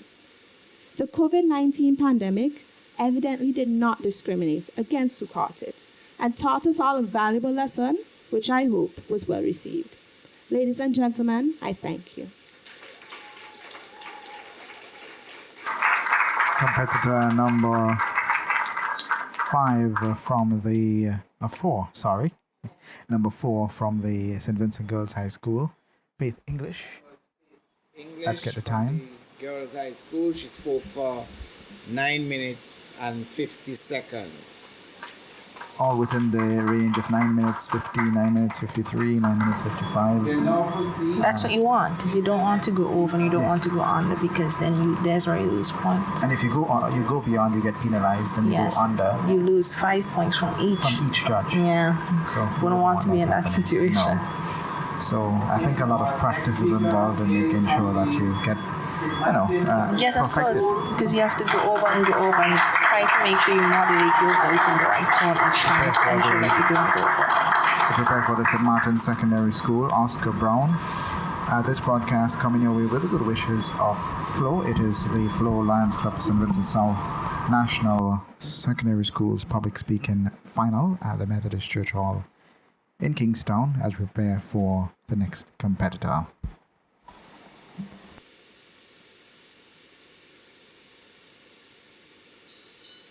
Mr. Chairman, Honorable Curtis King, Minister of Education, Honorable Carlos James, Minister of Culture, Honorable Fritz Bramble, Parliamentary Representative for East Kingstown, Mrs. Shelley-Ann Tony, Country Manager for Flow, Mrs. K. Martin Jack, Chief Education Officer, Lion Diony John, MJF, President of the Lions Club, St. Vincent and Grenadines South, and other Lions. Judges, principals, teachers, parents, members of the media, ladies and gentlemen present and in the virtual audience, fellow participants, good evening. Governance systems around the world were challenged in response to the COVID-19 pandemic. Many governments bungled the economic, health, and civil liberties response. Mr. Chairman, data from the World Health Organization showed that the Spanish flu in 1918 claimed the lives of over 40 million persons. Also, HIV/AIDS, which emerged in 1981, has seen an estimated 35 million persons succumb to it. And the largest of them all, the bubonic plague in 1347, wiped out 200 million people, over 40% of Europe's population. It is clear for all to see that a pandemic is not a joke. Insofar as people continue to spread across the world, then infectious diseases would remain our constant companions.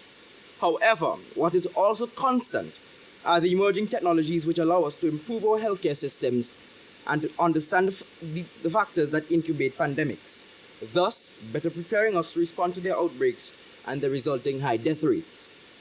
In our small island state, St. Vincent and the Grenadines, land of the blessed, we recorded our first reported COVID-19 case on March 7, 2020. I remember grappling with a ball of emotions: anger, frustration, disappointment, and fear. We left school at the end of term and never returned to face-to-face modality until a full year and a half later. It was about a year on from the WHO's announcement of the pandemic that countries the world over closed their borders, restricted travel, and shut down schools as healthcare systems buckled under the weight of the mounting debts of the young, the elderly, the rich, and the poor alike. No one was safe. The notion that humans have natural inalienable rights is the foundation of all liberal democracies.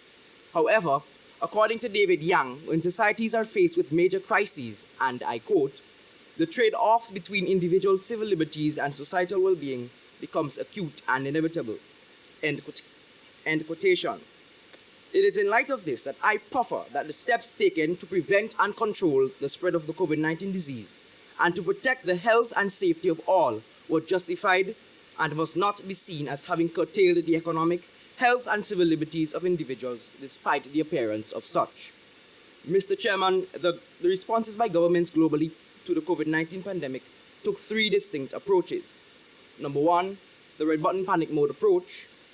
2, the calculated risk approach, and 3, the laissez-faire approach. Mr. Chairman, permit me to expound. On the one hand, the red button panic mode approach was used by countries like Australia and China. The Asia and Pacific Policy Society reports that they attempted to achieve zero COVID through restrictive policies and public health measures. China took, and I quote, a wartime approach to combat the spread of COVID-19. They placed 100% restraint on movement, instituted mass surveillance and population monitoring, rationed food and medical supplies, and used propaganda to limit public disorder. End quotation. Later, to control the spread, President Xi Jinping instituted mandatory testing and vaccination. In their case, the curtailing of these civil liberties was seen as a necessary evil, since the expression of those liberties were seen as a function of the spreading of the virus. On the other hand, in the United States, President Trump at the time took a very laissez-faire approach to handling the pandemic. On February 27th, he was confident that, and I quote, it's going to disappear. One day it's like a miracle. It will disappear. End quotation. He continued to hold large campaign rallies and make a mockery of the science by spouting the use of heat, humidity, and disinfectant injections to fight the virus. He dismissed the pandemic as just another flu, refused to curtail movement, and failed to institute a mass mandate to help save American lives. Even when vaccines became available, the US Supreme Court blocked the Biden-Harris initiative to put into motion a vaccine mandate. Is it any wonder then that the US recorded the highest COVID-19 death rate in the world? A staggering 1.06 million persons died. If I may borrow the verbiage of Proverbs 29, without a vision, the people perished. However, for most countries around the world, the use of a calculated risk approach seemed to have yielded a better overall response to the pandemic. Mr. Chairman, I must declare that when the history books are written, it will record St. Vincent and the Grenadines as handling the pandemic well. We utilized a calculated risk approach. We were in no rush to lock down. nor were we guided by Donald Trump and sat on our hands. Our borders remained open with the necessary protocols in effect, but always our eyes were on the ball.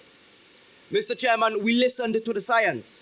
We ensured that public health decisions were informed by public health officials and not emotions. Vincentians had access to regular, reliable, and free testing. We implemented a mass mandate and we instituted mandatory vaccination of all government workers to keep the public sector open. We had mobile hospitals prepared, but never had to use them, and our hospitals were never overrun with patients.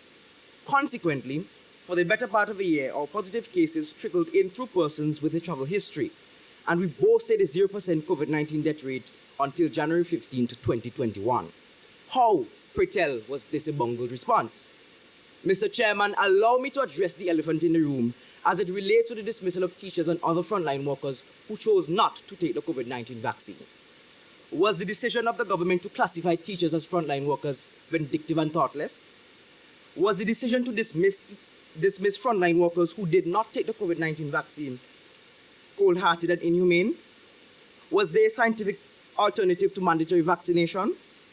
When the SRNO number 28 of 2021 was signed into law in October, it was against a global backdrop of millions of cases and deaths each week.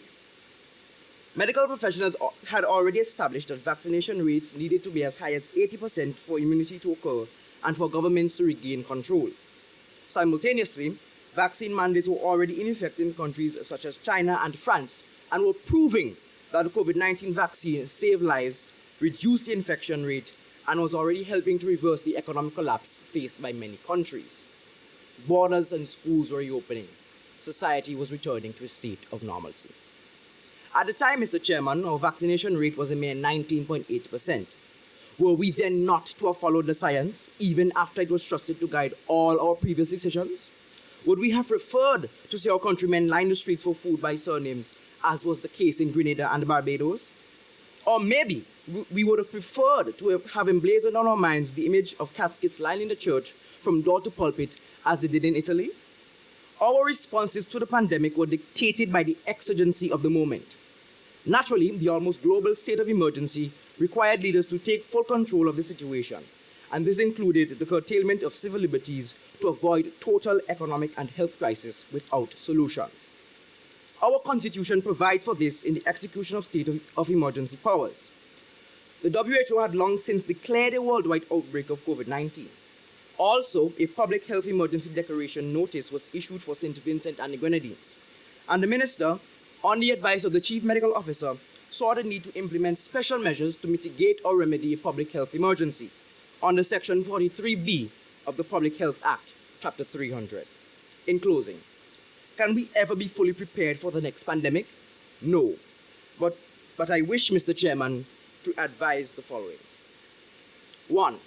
Host a national consultation on our previous responses to come to a consensus as to the best approach. 2. Timetable special training for the public sector in responding to pandemics and other health emergencies. We cannot wait until the next pandemic is here. And 3. Create a pandemic fund where 1 cent from every telephone call is placed into a special account and put aside for the next pandemic. If we wait until 100 years for the next one, we will be grateful for this part. To conclude, Mr. Chairman, we took the necessary risk at the respective time during the pandemic to save lives and minimize its impact on our economy. We followed the science and did what we thought worked best for us. Therefore, let us celebrate that we are alive, reflect on the approaches, and prepare for the next one. Thank you. The St. Martin's Secondary School, Oscar Brown, as we await the official time, close to 9 minutes, I believe. But let's see what the official time is. Thank you very much, Oscar, from the St. Martin's Secondary School. And he spoke for 8 minutes and 45 seconds. Yes, just 15 seconds away from the 9-minute mark. And I believe this is the shortest thus far. Yes, and we're already down to our last speaker. Yes, we didn't know we'd get here so quickly, but we have Condoleezza Brown. I think. Condoleezza, right? I hope I got it. Yes. Let us now welcome Condoleezza. Condoleezza, yes. Yes, you can remember that. think she has a lot of supporters here. Yeah, Georgetown, they always come out to support. Huge turnout here. Yeah. And all the way from Georgetown. Well over an hour away from Kingstown. And here tonight, no doubt getting home a bit late tonight, but all worth it. Competition. Competitor number 6.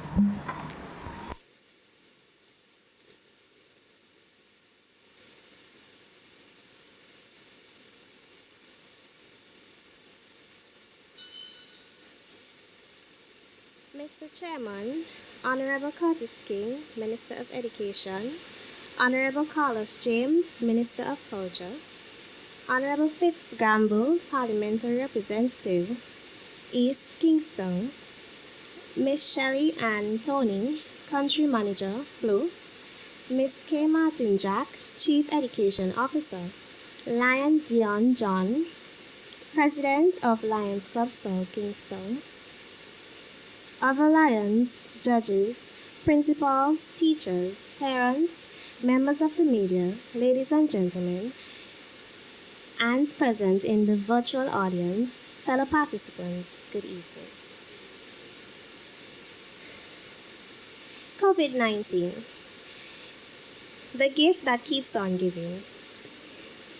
In late 2019, the world was thrown into a tailspin. COVID-19, a novel coronavirus, was discovered. 3 years later, we're only now coming to terms with the management of this virus. According to Johns Hopkins University, over 600 million people have contracted the virus, which has led to a staggering 6.5 million lives being lost. The socio-economic and political fallouts were crippling to many nations. For the sake of humanity, Chairperson, something needed to be done. Over the last 3 years, we have gone through countless phases of the response to the once novel coronavirus. Governments were forced to perform economic gymnastics, trying to keep their countries afloat. Protocols and restrictions were implemented that dictated how and when people moved, all in the sake of public health. This has brought into question the trade-offs between civil liberties and the responsibility of governments to safeguard the health and well-being of the citizenry and maintain economic stability. This feat was further complicated, judges, by the torrent of misinformation and propaganda by many conspiracy theorists and self-appointed doctors. Moreover, the pandemic did not occur in isolation of other global problems. So, we are left to wonder, did governments bungle the economic, health, and civil liberties response to the pandemic? Can they be considered fair and judicious when their response is discussed in the context of these liberties? Judges, the response of the governments to the COVID-19 pandemic must be contextualized in terms of the challenges faced to understand the economic and public health approaches and their bearing on our civil liberties to determine if the response was bungled and by whom. Chairperson, the enormity of the scale of the COVID-19 crisis and the impact it has had have been horrendous. Inequalities aggravated the severity of the crisis and created considerable geopolitical instability. This resulted in a collapse of socio-economic systems, which exacerbated societal polarization and undermined safety and security. The IMF reported that the global GDP declined by 4.3% in 2020, alone with nearly 500 million women and youths losing their jobs. I am certain, audience, that someone here this evening lost their job, lost their livelihood, or know of someone who did as a direct response to the pandemic. Healthcare was also challenged as hospitals became overcrowded and overworked healthcare workers became stressed beyond their limits. Education also fell victim to the debilitating effects of the pandemic. Indeed, the closure of schools and the concoction of the delivery modalities resulted in 24 million school dropouts, according to UNICEF. My audience, there was even an increase in domestic violence. Governments also had to contend with the distrust and the clamor of the misinformed and disinformed. To compound the matter, judges, The pandemic occurred when world leaders were struggling to manage the effects of climate change and other humanitarian crises. Remember the volcanic eruption and Hurricane Elsa in 2021, just when COVID cases in SVG were spiking? Hence the Herculean task for governments to formulate a response to the pandemic while juggling these challenges. Chairperson, the economic pressures brought on by the COVID-19 pandemic were insurmountable, and governments were forced to make radical changes to adapt. The Canadian government, for example, which, while dealing with a myriad of other global problems, committed almost $300 billion in direct response to the pandemic. And consider Taiwan, whose economy grew in 2020 and 2021, the two worst years of the pandemic. Far be it for us then to say that these governments bungled the economic response.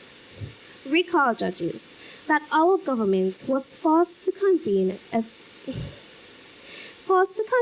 sitting parliament in March 2020 to present a supplementary budget in response to the mounting challenges of the pandemic. Businesses enjoyed the stimulus packages.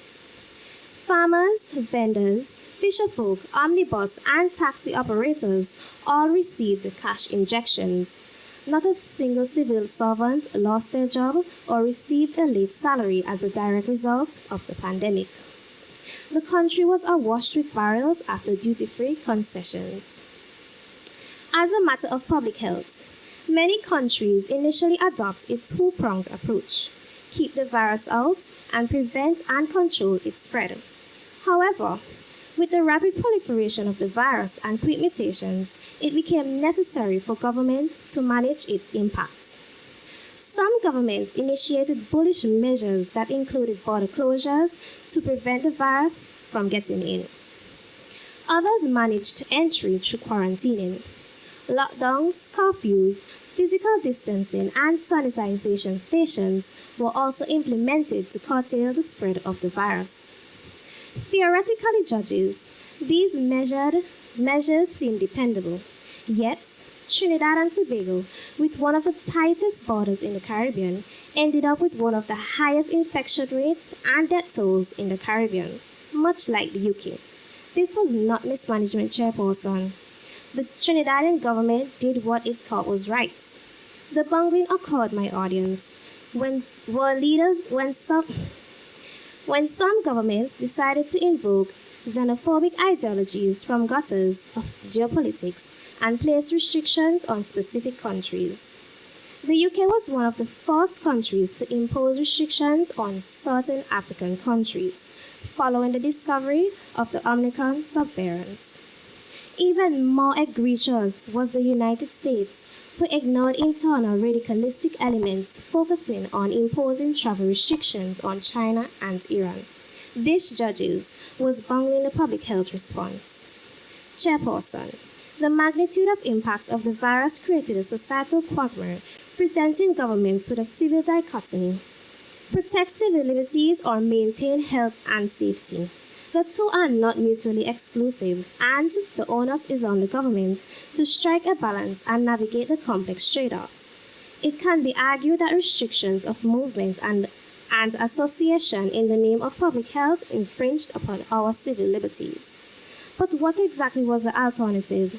A free-for-all society that jeopardized the health and safety of the very old, very young, and immunocompromised? Don't their civil liberties matter too? It would be remiss of me to discuss COVID-19 response and not explore the contentious realm of vaccine mandates. Let me unequivocally state that I am neither pro-vax nor anti-vax. But judges, the vaccines were proven to be safe and effective, and importantly, there was no equally effective alternative available to protect public health. Therefore, given the vulnerability of some persons in the society, rather than compromising our civil liberties, one can see how the vaccine mandate reinforces them. Our rights are not and liberties are not absolutes. We are not at liberty to compromise the health and safety of others.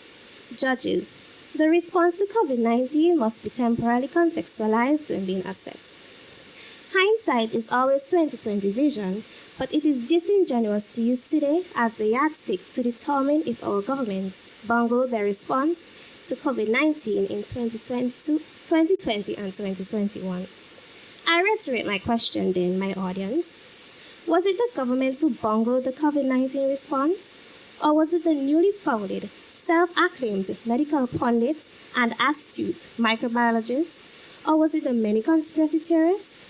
Indeed, audience, the response to the pandemic was bungled, but not by the governments. We, the citizens, are the ones who mismanaged the response. We were the ones who shirked our responsibilities. We were the ones who gathered despite knowing how the virus was spread. We were the ones who refused to wear masks and wear them properly. We were the ones who fought a very idea of a COVID vaccine. Let us not pass the buck to the governments when we are the ones who bungled the response. My esteemed judges, the situation is COVID-19 has resulted in a plethora of issues that run the gamut of our civil societies.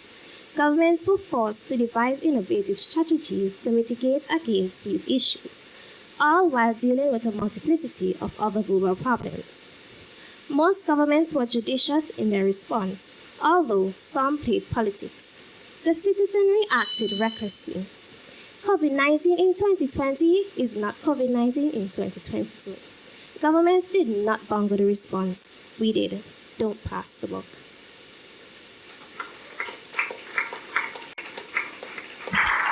The final competitor in this competition tonight, of course, we're just through the first round of competition. Marika, interesting to know that most of them actually saw the topic as one that they agreed with.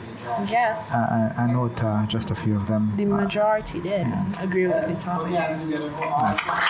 So, as we get applause for all of the competitors, we now head into the next round of competition, which is the student prepared. This is where you hear the creativity and the choice of topic, and you get a bit of a flexing of the muscle by the presenters. But yes, massive thanks to Flo for facilitating us tonight and for being a big part of this event here at the Methodist Church Hall in Kingstown. Just a reminder, you can get the broadband 250 internet package with Flo and enjoy fiber-fast internet connectivity at home and pay only $60 for the rest of the year. So check out Flo. Call them at 494-5464 if you wish to have some more details on that. A reminder from the chairperson that the commemorative publication is available for purchase, and $5 per copy going towards the Lions Club South projects. So just a plug for that while we get ready for the next round of competition.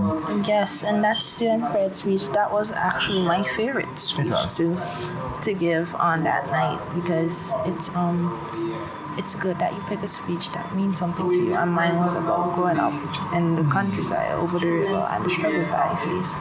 So I really hope that's the way they thought about it coming in, and that they picked something that means something to them, because it helps deliver that speech more easier. Right. I think we get an outline of what the second aspect of the competition is about. So let's go back to the chair. This is their voices, this is their issue, and they are going to share their concerns in 5 minutes. I remind them that the bell will ring when you begin. A second bell will ring when you reach 4 minutes into your presentation, and then when you get to 5 minutes, the final bell. There is no deduction of any points if you speak for less than 4 minutes, as we did in the less than 8 minutes on the main speech. So you have 5 minutes to make your presentation on a topic of your choice. You don't have to go through the protocol list. You go straight into your presentation, as you sometimes say protocol already being established. So you can go straight into your presentation, and we will proceed at this stage.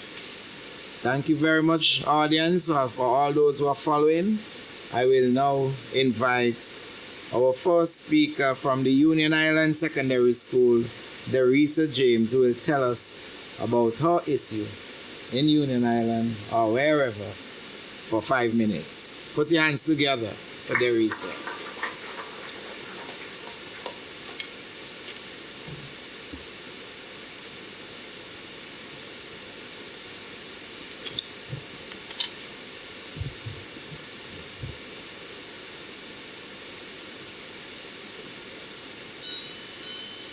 I would like to adopt the protocol that was previously established. Mr. Chairperson, judges, fellow contestants, guests, a pleasant good evening. As a young woman, I have witnessed the different standards that men and women are measured against. From rules on how a woman should and should not dress, to the way she behaves and the things she's allowed to do. Against the background noise and screams of what it takes to become a decent woman, I have witnessed firsthand the effects of these double standards within our country. There is a level of freedom and protection here that I will never be afforded as a woman. These limitations with regard to my body, my choices, and my freedom were further compounded with the recent killings of several women in our country, many of them by intimate partners. Mr. Chairman, judges, fellow contestants, audience, I ask that you ponder on this question.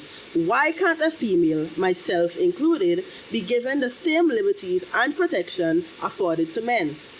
According to the Oxford Dictionary, rights are a moral or legal entitlement to have or do something.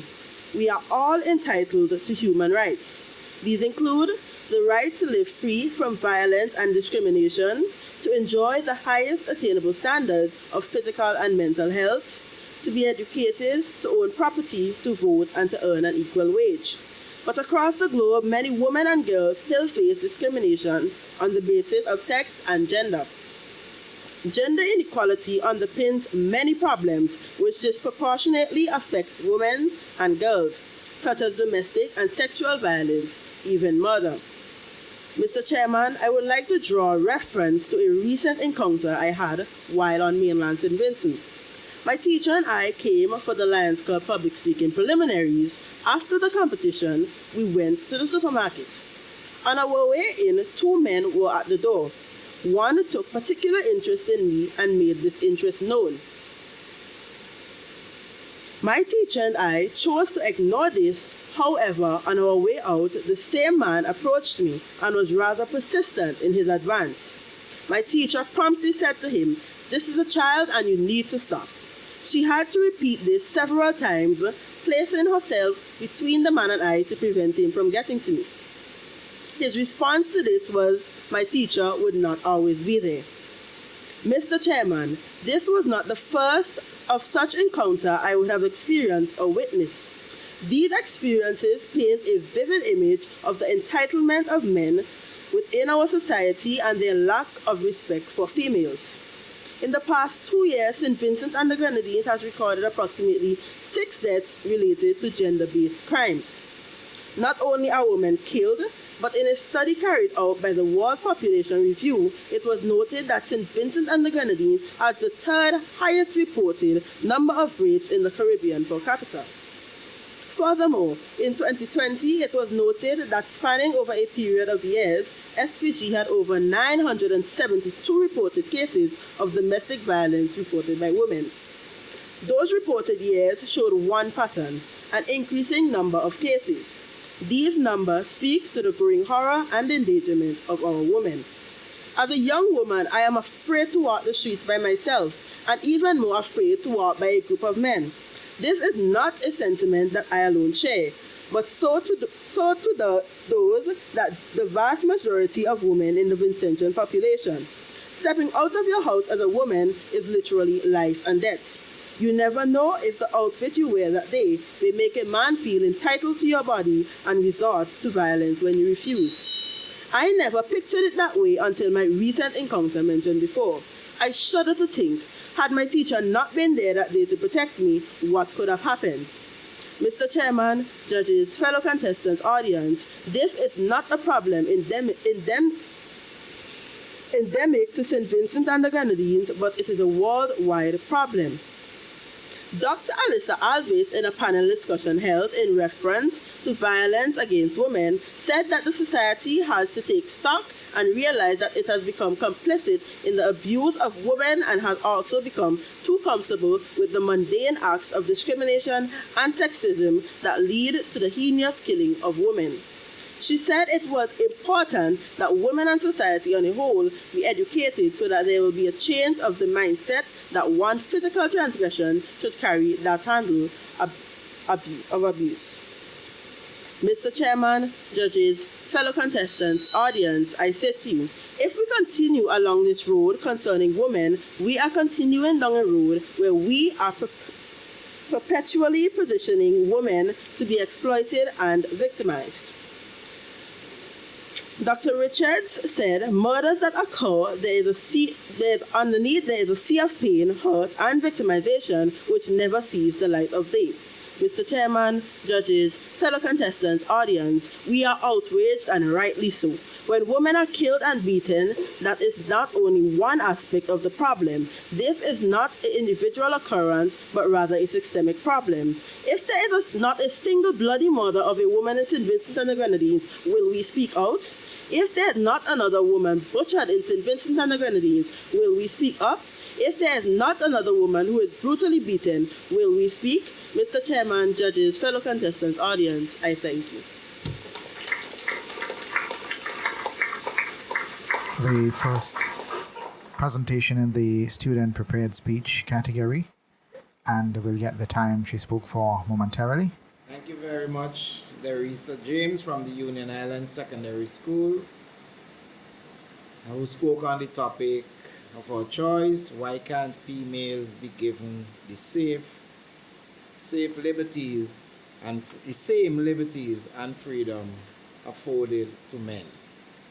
So that's her choice of topic that she spoke on, and she spoke for 5 minutes and 58 seconds.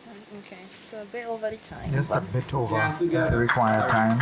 And will there be a deduction after 5 minutes? Well, I'm not sure. I recall him saying they don't deduct points if they speak under 5 minutes. But So we're getting ready quickly for the next one. Elrose Millington is back at the podium. Thomas Saunders Secondary School, and she will pick up with her student prepared speech at this time. Protocols have already been established. Good evening again. According to the Oxford Dictionary, relocation is the action of moving to a new place. To quote the inspirational Rachel Woolchin, if we were meant to stay in one place, we'd have roots instead of feet. However, in this instance, perhaps some things are meant to be rooted. Esteemed audience, the state of the Thomas Saunders Secondary School compound at Richmond Hill was completely unsuitable for over 600 students and over 30 members of staff to inhabit. Yet, the unceremonious upheaval of relocation to the Annisvale tarmac has no doubt posed significant challenges, especially to the students dwelling further away. Therefore, today, I will elaborate on a topic that I am deeply passionate about: the negative financial, academic, and social effects of school relocation on the Thomas Saunders Secondary School students living on the western side of the country and the Grenadines. Let's begin with the finances.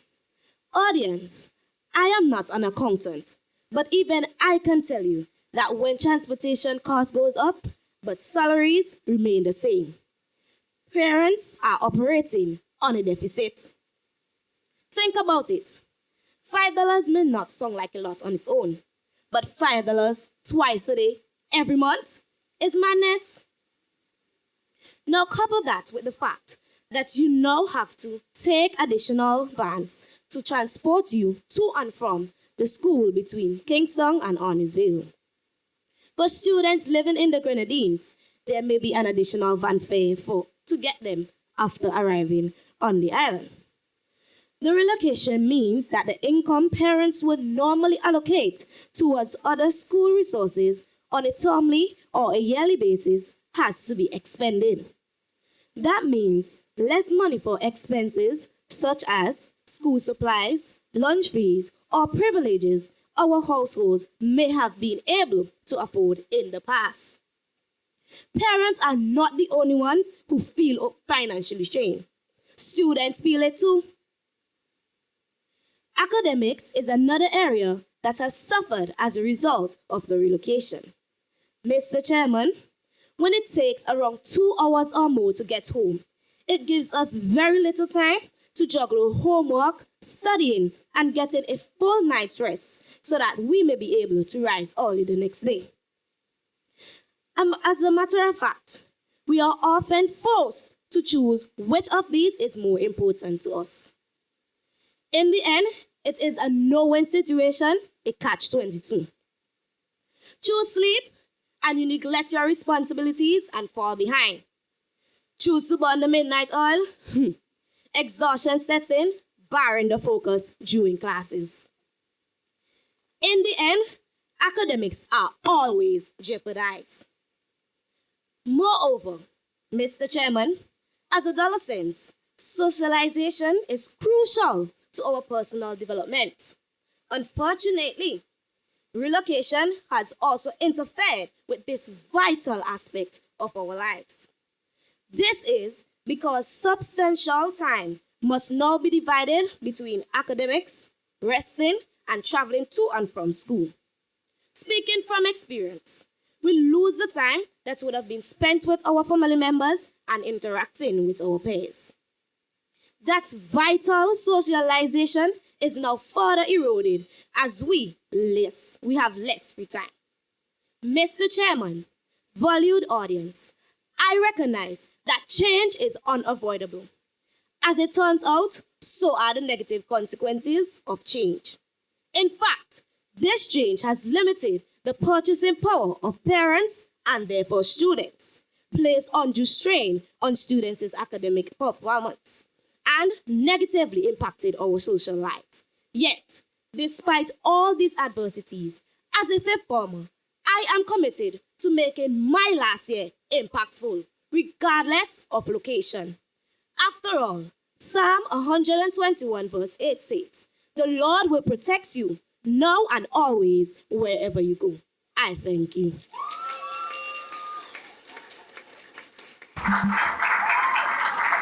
And we're moving along quickly. Elrose Millington, representing the Thomas Saunders Secondary School, speaking about relocation and the relocation of the classrooms to the E.T. Joshua tarmac, the old E.T. Joshua Airport tarmac, and quite passionate about at some point. Yes, you can tell. You can tell that she was very passionate about that. And I'm sure the judges are again fixated on their score sheets, as they have been for the first round of competition, and the second round of competition, likewise, very competitive. And quickly we're moving along to the third competitor, Andre Bowman of the Mountain View Adventist Academy. Let's continue. And after that, we'll have Faith English of the St. Vincent Girls High School, Oscar Brown of the St. Martin's Secondary, and Condoleezza Brown of the Georgetown Secondary. Didn't realize we had two Browns as part of the competition. One from St. Martin's and the other one from Georgetown. Sitting so close to each other as well. Right. So this, I just heard the chairman mention 30 points in particular for this particular students prepared speech, 50 for the first round, so that's And 10 for the impromptu. yes. So we get ready for the next competitor, Andre Bowman of the Mountain View Adventist Academy.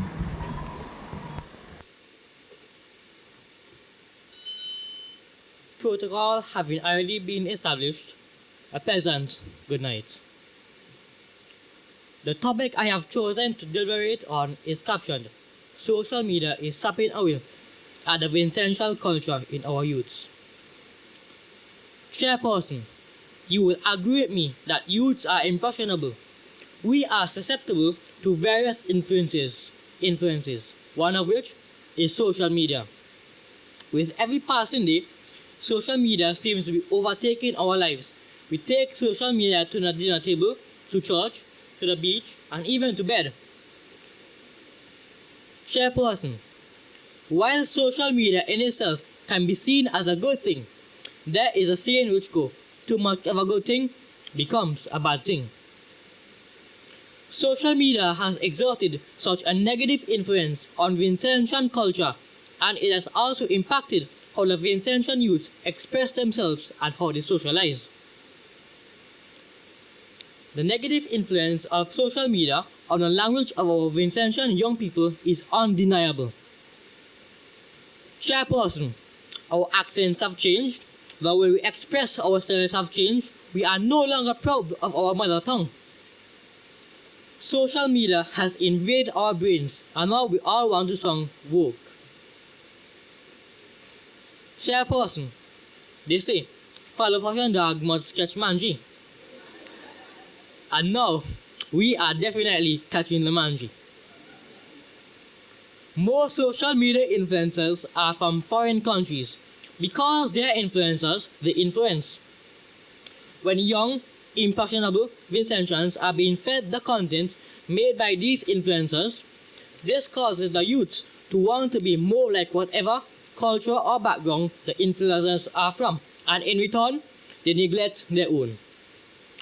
They want to be more like these influencers in the Instagram reels and YouTube videos made by young Vincentians. The faking of accents from different countries and mimicry of expressions of which they use is glaring. Is this because young Vincentians are led to believe that our way of speaking is inferior? Chairperson, with every nation comes a specific accent and dialect of which its people speak. Social media now seems to be passing down a new language.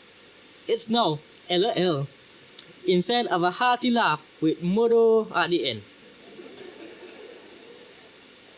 It's now sliding into DMs instead of meeting up and having a good conversation. Chairperson, when the language of a nation is under attack, then the identity of its people is also under attack. The attack on our language can also be translated in our youth's taste in music. Chairperson, when was the last time you heard calypso and folk songs being sung by our teenagers?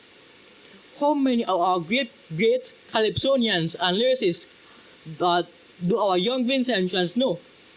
We however know about Rihanna, Beyonce, Alkaline, Vibes Cartel. Chairperson, you will agree with me that social media has also impacted the way our Vincentian youth socialize. Now, everyone's eyes are focused on a gadget.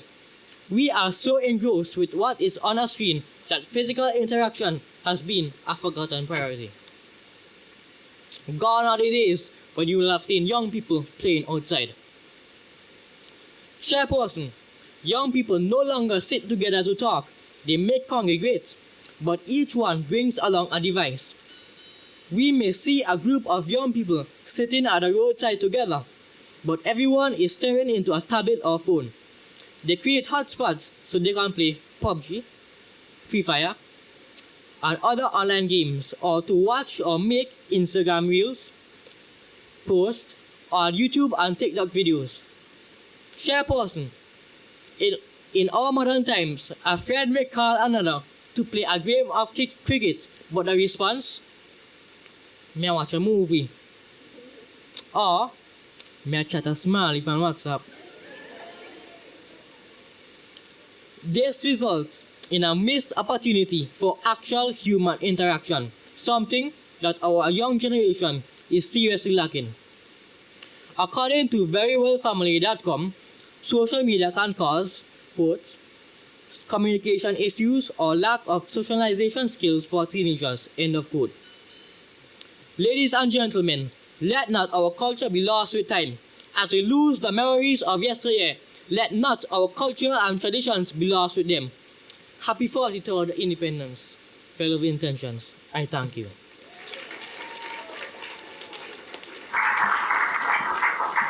That was Andre Bowman of the Mountain View Adventist Academy. adding a bit of humor to Yes. his presentation. And I know there. my auntie is smiling at him saying not to take the phone to the dinner table. And I think we're all culprits in this case. And when I heard that part, I looked up because I was actually looking at my device at the same time. But yes, it's all part of what's happening here at the Methodist Church Hall in Kingstown, the National Secondary Schools Public Speaking Final, Flow Lions Club South, Lions Club St. Vincent South, National Secondary Schools Public Speaking Final. And we get ready for the Girls High School. Yes, Faith English is up next with her presentation. Moving fast and furious. Protocols of our obedience established. Protocols have already been established. Ladies and gentlemen, good night. Has a stranger ever given you dirty looks for socializing with the opposite gender as a teenager? Have you ever been silently judged after harmless interactions with pairs of the opposite sex? These are all things I have experienced since the tender age of 10. I have had judgment passed on to me from adults hundreds of years my senior, despite doing nothing out of the ordinary. As an average Vincentian, I am a part of a large extended family, so naturally, I have a cousin from every corner of this country. Despite this being the case for many, dare I say most Vincentians, I have had countless instances where a cousin of mine was referred to as my boyfriend. These situations aren't exclusive to me. I can recall an outrageous story told by one of my peers that I picked up on during passing group conversation. She recollected a moment, not too long ago, when she was out with her own brother, and someone had the audacity to call their mother and inform her about her daughter's whereabouts, as if they had caught her. Luckily, when they got home, the situation was explained, and they all had a big laugh about it. Contrary to popular belief, these instances are common, and not only with family members, but it is uncertain as to everyone, as to why. There is a stigma surrounding girls socializing with the opposite gender. Evidently, I cannot speak on the experiences as a boy, but upon investigation, I discovered that the case was not entirely the same for them. And it made me question, why are girls being treated differently? I have heard countless stories that began with the line, back in my day. But the ones that stood out to me the most were those that entailed group activities such as sports or limes with both boys and girls. In my generation, activities like these still exist, but are not as common owing to the fact that it is much easier to stay inside and let your device entertain you to your heart's content. What does this have to do with girls socializing with boys? It is obvious that long-time days and current day are not the same.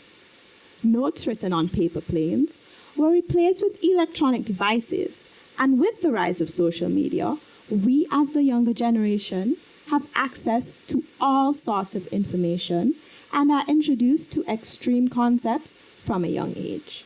Some may even go as far to say that we grow up too fast. Often, I think about the thought process of those judgmental people and wonder, is it a lingering thought of teenage pregnancy? Surely, they must realize that generalizing all girls for the actions of some is unfair. Also, it cannot go unstated that several adults believe children these days look much older than their age. Although this is arguably true, adults must be able to separate adult from child and be careful not to over-sexualize minors, especially young girls, as this can lead to harmful practices such as victim blaming.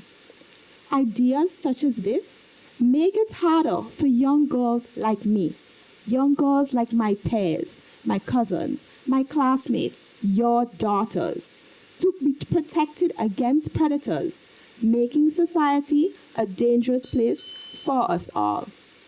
Vincentians, before you label that innocent girl for harmless interactions, for your own little gossip, think to yourself about the dangerous rhetoric you are pushing and make an effort to do better. Ladies and gentlemen, I thank you. And as we go through the competition, I think the judges, the judges are having a harder and harder time because I tell you, we're really having some really pronounced pieces, competition, yes. and the second round is no different to the first round in terms of the level of competition, and what we'd expect from the third round, the impromptu, tends to be Judgmental Vincent. judgmental Vincentian. Yes, I was waiting to hear the exact subject. Judgmental Vincentian is the subject which he spoke on for just under 5 minutes, a few seconds under 5 minutes. And we're moving on quickly, I believe, to the next competitor. Yes. And of course, we want to remember Flo is partnering with us in terms of the broadcast and across the platforms.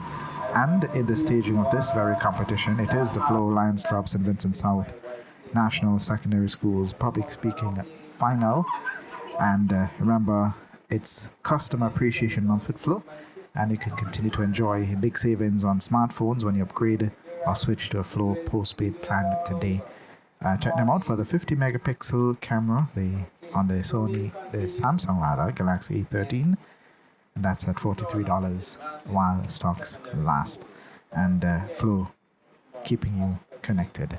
We ask that you stay with us as we get ready for the next competitor from the St. Martin's Secondary School. Oscar Brown will be followed by another Brown, Condoleezza Brown from the Georgetown Secondary. This is the second round of competition. Mr. Chairman, please permit me to adopt the protocol that has been established earlier. Ladies and gentlemen, good evening once more.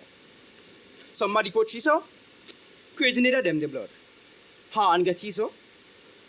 These phrases are sadly interwoven into a Vincentian vernacular without spending time assessing their impact on real human beings, especially our youth. Tonight, scores of families will go to bed with teenagers undergoing extreme psychosis, undiagnosed but passed off as either cryptic spiritual warfare or, as we say in common parlance, a ruinous getiso.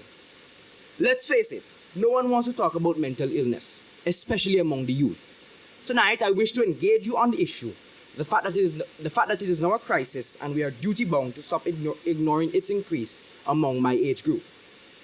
The World Health Organization defines mental health as emotional, psychological, and social well-being. It has an impact on cognition, perception, and behavior, and influences how a person deals with stress, interpersonal relationships, and decision-making. The disturbance of one's mental health can manifest itself as anxiety, depression, disruptive behavior, and a glut of disorders. And yet, the topic of mental illness remains a taboo while its stigma causes crippling effects amongst its victims and their families. For nearly all teens, social media is the be-all and end-all of their existence. Platforms like Snapchat, TikTok, Instagram are designed to snare our attention and keep us online repeatedly checking for statuses, shares, and likes. Much like an addict, it keeps to the fore the feeling of missing out and exposes teens to online abusive behavior. Statistics from the University of the West Indies show that 45% of teens are addicted to the internet. 6% account for antisocial behaviors and 4% experience cyberbullying. Undoubtedly, Mr. Chairman, excessive use of social media and its abuse can leave teens feeling inadequate and isolated, thus opening avenues for stress and depression. Whilst I am aware that some persons are predisposed to mental health issues, others consciously participate in activities which increase their vulnerability to them. Colombia, Jamaica, and St. Vincent have been identified as major producers of illicit cannabis for decades. Often through peer pressure, many young people use weed and subsequently submit to a host of mental health problems. Mr. Chairman, I do not have to emphasize that substance abuse among young people in SVG is real. Left ignored and untreated, these conditions can result in maladaptive outcomes such as social exclusion, educational difficulties, stigma affecting readiness to seek help, and of course, physical ill health. Mr. Chairman, with all these detrimental effects on our physical and mental state, why do we still remain hush-mouthed about it? Between 2019 and 2021, 13 females ages 14 to 25 were admitted to a mental health rehabilitation center in Glen, compared to 91 males in the same age group. Our youth, our future is under attack, while others stand on the sidelines, beyond the boundaries, cell phones in hand, ready to add to our demise, ridicule and shame, rather than simply help. To borrow a text abbreviation, SMH. In the Caribbean, approximately 4.3% of our government's healthcare budget is spent on mental health. The rest is left up to schools' guidance counselors, administrators of centers like Marion House, and benefactors to homes like the Liberty Lodge Boys Home, all of which are woefully ill-equipped to handle the plethora of mental health issues that we face. The issue of mental health is serious business, Mr. Chairman, and I wish to list the following recommendations. 1. That in the budget for 2023, the government obtains at least 2 additional psychiatrists to serve our country, with one specializing in youth psychiatry. 2. That by Christmas, there's a total ban on any exposed consumption of alcohol in public. Please either use a glass or place it in a bag. To do otherwise is to encourage a young, unsuspecting mind to fall prey to alcoholism. 3. That for next carnival season, songs like Puff Puff and Pass and Rum Do This and That should be allowed on our radios only after a public advisory to our youth. And 4, as young people, we must act consciously not to do things which would jeopardize our mental health. The choice sometimes is ours. To conclude, Mr. Chairman, the road ahead is a long and arduous one. However, the consequences of failing to address adolescent mental health conditions puts an entire region's future in jeopardy. Thank you.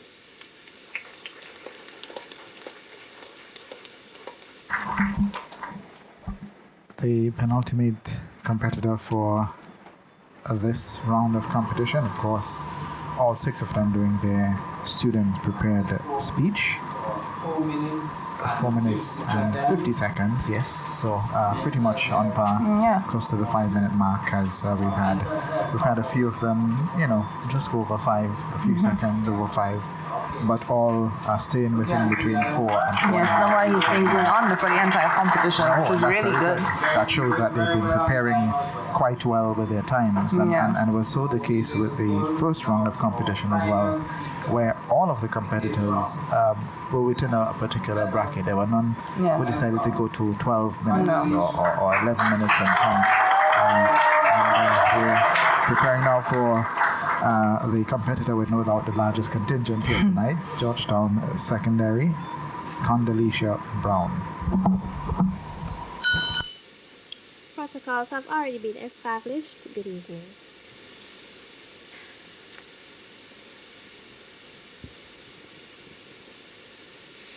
Entienden ustedes lo que estoy diciendo? Permit me tonight to discuss the equally unequal, the inclusively exclusive. It is 2022 and Georgetown Secondary School, my beloved JSS, is pioneering inclusive education in SVG.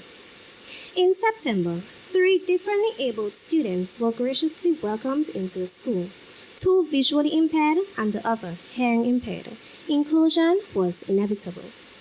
Inclusive education, as defined by scholars, is the approach towards educating children with diverse abilities and learning difficulties with that of normal ones within the same manner. Chairperson, I agree. All children, no matter their ability, deserve the same access to quality education. But universal access to education is one thing, the quality of education is another. Judges, let us consider the plight of these students in mainstream secondary schools, doing new and complex subjects that demand a range of skills and taught by inadequately trained teachers. One of the pillars of quality education is sufficiently trained teachers. Chairperson, a survey conducted at the school revealed that of the 43 members who constitute the teaching staff, only 1 was trained in special education. Moreover, that 1 specializes in sign language and is not competent in Braille. So, who exactly are teaching these students, and how are they learning? It seems then that these students, one of whom is my neighbor, are in a rather precarious situation. Here they are, with access to education, yet unable to access that education. Their plight, my neighbor's plight, is my cry. Within the mainstream secondary school system, students are exposed to a range of subjects that demands a skills of varying levels. Of course, teachers should prepare for all students. Likewise, according to the definition for inclusive education, children should be educated within the same manner, having equal access to all subject areas.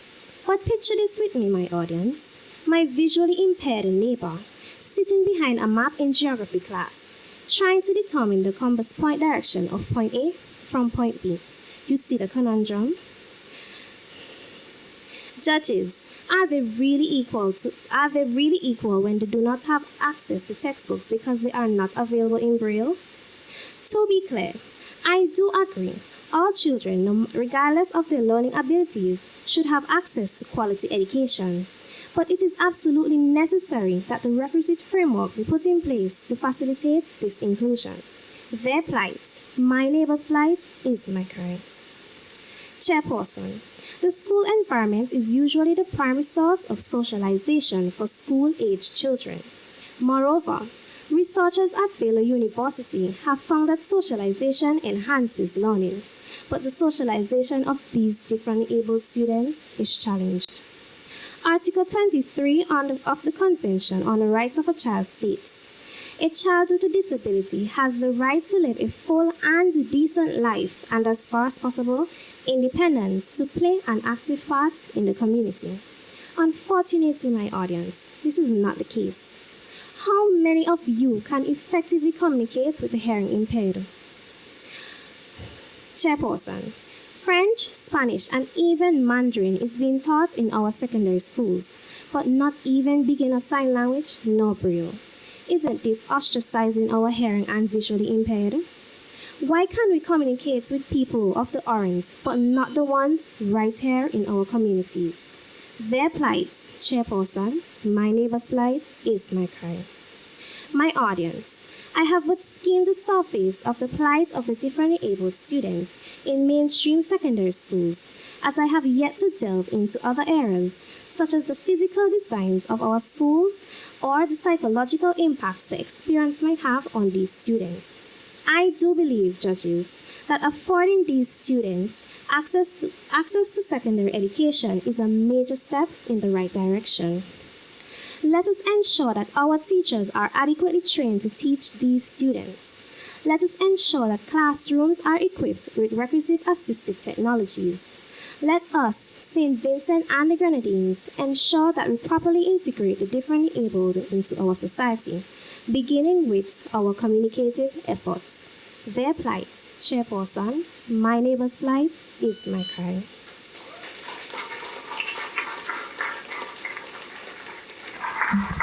The final competitor doing her presentation in this, the student prepared speech. And quite an interesting round, a wide array of viewpoints and some very strong, passionate pleas in some of those. And a wide range of topics. Indeed. And the subject, inclusive education, was a subject for Georgetown Secondary. 5 minutes, 2 seconds. Yeah, so 2 seconds over the time. we just were actually very close to the 5-minute mark. But we continue to bring you coverage of the Flow Lions Club St. Vincent South National Secondary Schools Public Speaking Final from the Methodist Church Hall in Kingstown. And we're heading into what I think is the most dreaded segment.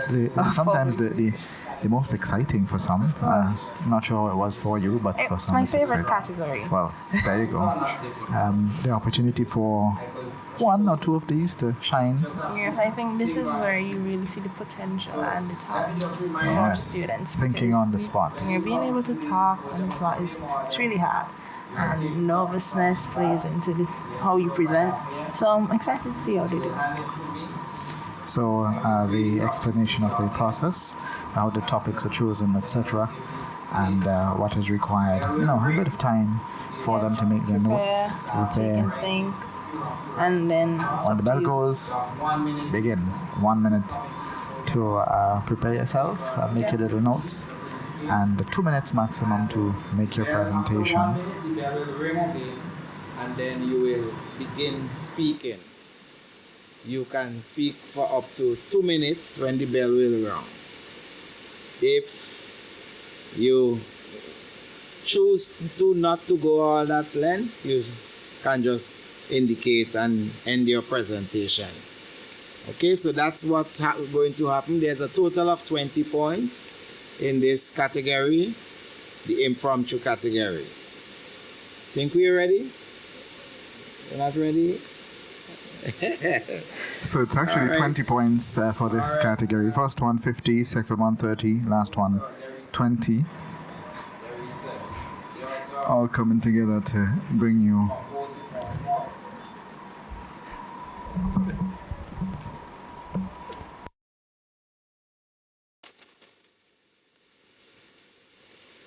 a total of 100 points in all for the entire competition. And let's see what the topic is. For Derisa is a typical school day. A typical school day. Let's hear about A typical school day. Let's see if she'll take an entire minute to write the notes for this one. And we wait the bell. I think sometimes the problem with impromptu is that a lot of students overthink the topic.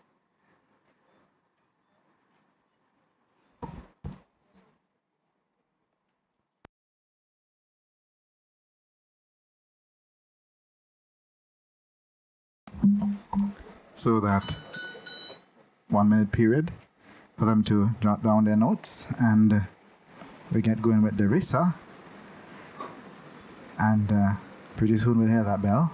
Those 60 seconds go by rather quickly. Rather quickly. And you can attest to that. Yes, it's like you just start writing and you're writing time's away. And for those who are just joining us, this is Mariah Batiste, the winner of the last competition, which was held in 2020. So 2 years later, she's here observing this very process that she had to go through. It's great to be on the other side. Must be quite a good experience for you.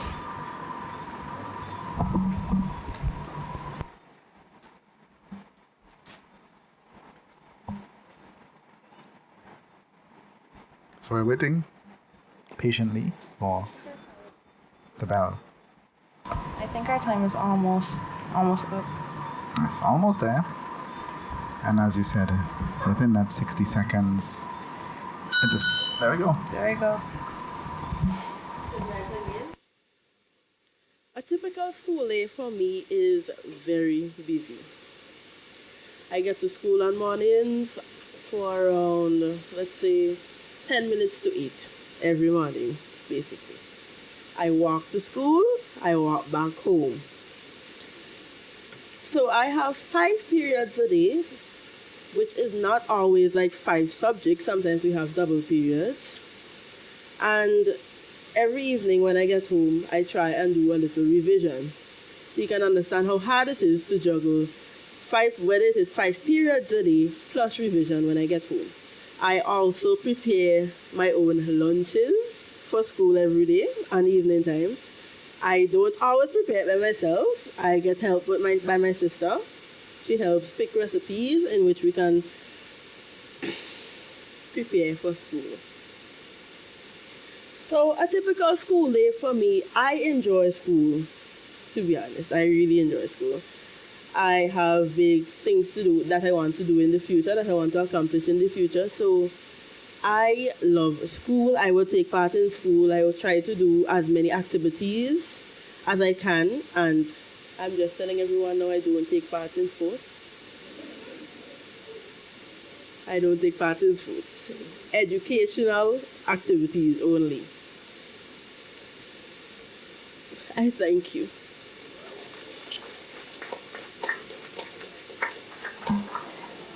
A typical school day.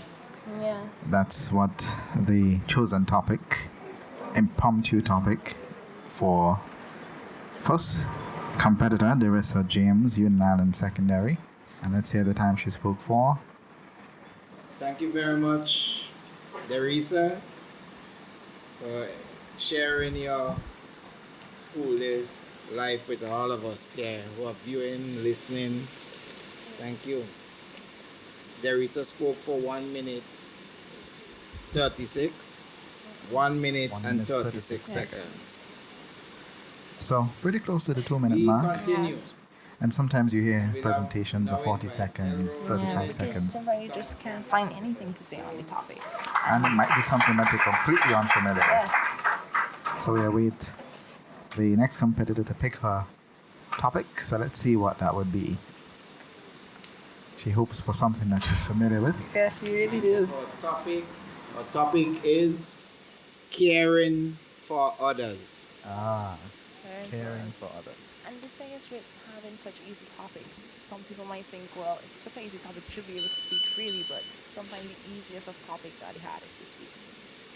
Well, that is true. And as simple as it may sound, for the individual who is up there and facing the judges, the judges are looking right at them. And being on the fishbowl, you have so many eyes on you. Yes. Not just here in the hall, but online, on television. And the eyes are always on you once you're up there, even when you make the notes. Yeah. So you really have to commend them for their bravery. Indeed. And when we started, we saw a bit of the jitters. As a matter of fact, when I came in, there were a few of them seated there already, and they're just playing with their papers, fidgeting here. I think your nerves kind of calm down by the time this segment comes around because, you know, you've already spoken twice. I think by the second round, everybody is calm. At least that's the impression that you get, that they're settled by then. But the impromptu, definitely where you'll have individual shinings, let's say. Good night again. Protocols have already been established. My topic for today is caring for others. Caring for others to me means to be supportive for my peers, parents, or even elders. As you can see, I am a prefect, so I love to care for my students, especially for my little farm ones. They are like my babies. Okay. I have a funny, cheerful, joyous personality, especially a passionate one. Caring for others. In my perspective, I say it has its positivity and its negativity. The positive way in which you can care for others is helping them, to support them, etc. Even help to build them on their paths on where they can go. Negativity, some friends these days, they are also known as fake friends, right? They normally act to support you, but behind your backs, they are nothing but supportive to you. As I have told you about caring for others and how I am, as a prefect, take care for my little babies, I thank you. Well, let's see what the time was for that. I don't think that was a minute, though. Maybe close to a minute, but we'll get the official time from the timekeepers, who would provide that information to the chairman. I'm trying to remember if I heard the bell. Yes. 1 minute. 1 minute. And 30 seconds. Oh, wow, that went by quickly. So I was under the impression that was 1 minute. 1 minute and 36 seconds. So, you did it. I guess when you're standing up there and you're moving along, time goes by quickly.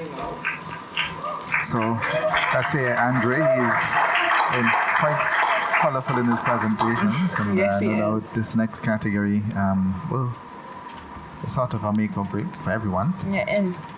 And 20 points coming from this particular category. Andrew's topic is when I grow up. When I grow up. That should be an Interesting one. When I grow up. He now has 1 minute to make his notes. Yeah. Hopefully by now he's decided what he wants to be. Well, it's okay if you don't know. Well, We can go into all the things you've wanted to be. I'm not sure how the I don't know would fit into 2 minutes, but but it's certainly an interesting subject. Something they'll ask you in primary school. It is something they ask you. Even early secondary school. But by now, I believe he's Infamous Form 4, Form question. 5 that time. May have made up his mind as to what he wants to do. Yeah, later have in some life. general idea where he wants to be. Yes. So let's hear what he came up with. He's making some copious notes. You try to write as fast I'm trying to as track the possibly pen, can. but he's just when going you're really up there, quickly. you scribble. And hopefully you understand what you scribbled. Yeah. 60 seconds ticking away, and before we know it, that 60 seconds will be up, and it'll be time for him to do his do. Yeah. Yeah. When I grew up. What can we define as when I grew up? At what particular stage in life can I look back and say, I have grown up? Is it when you transition from a child to a teenager, from a teenager to a young adult, from a young adult to your 40s, or from a mature adult to an elder, or is it when you die? Well, I would like to make the point that I never stop growing up. We always have different challenges that we face every day. That can help us to always keep learning. So in conclusion, we never stop growing up. I thank you.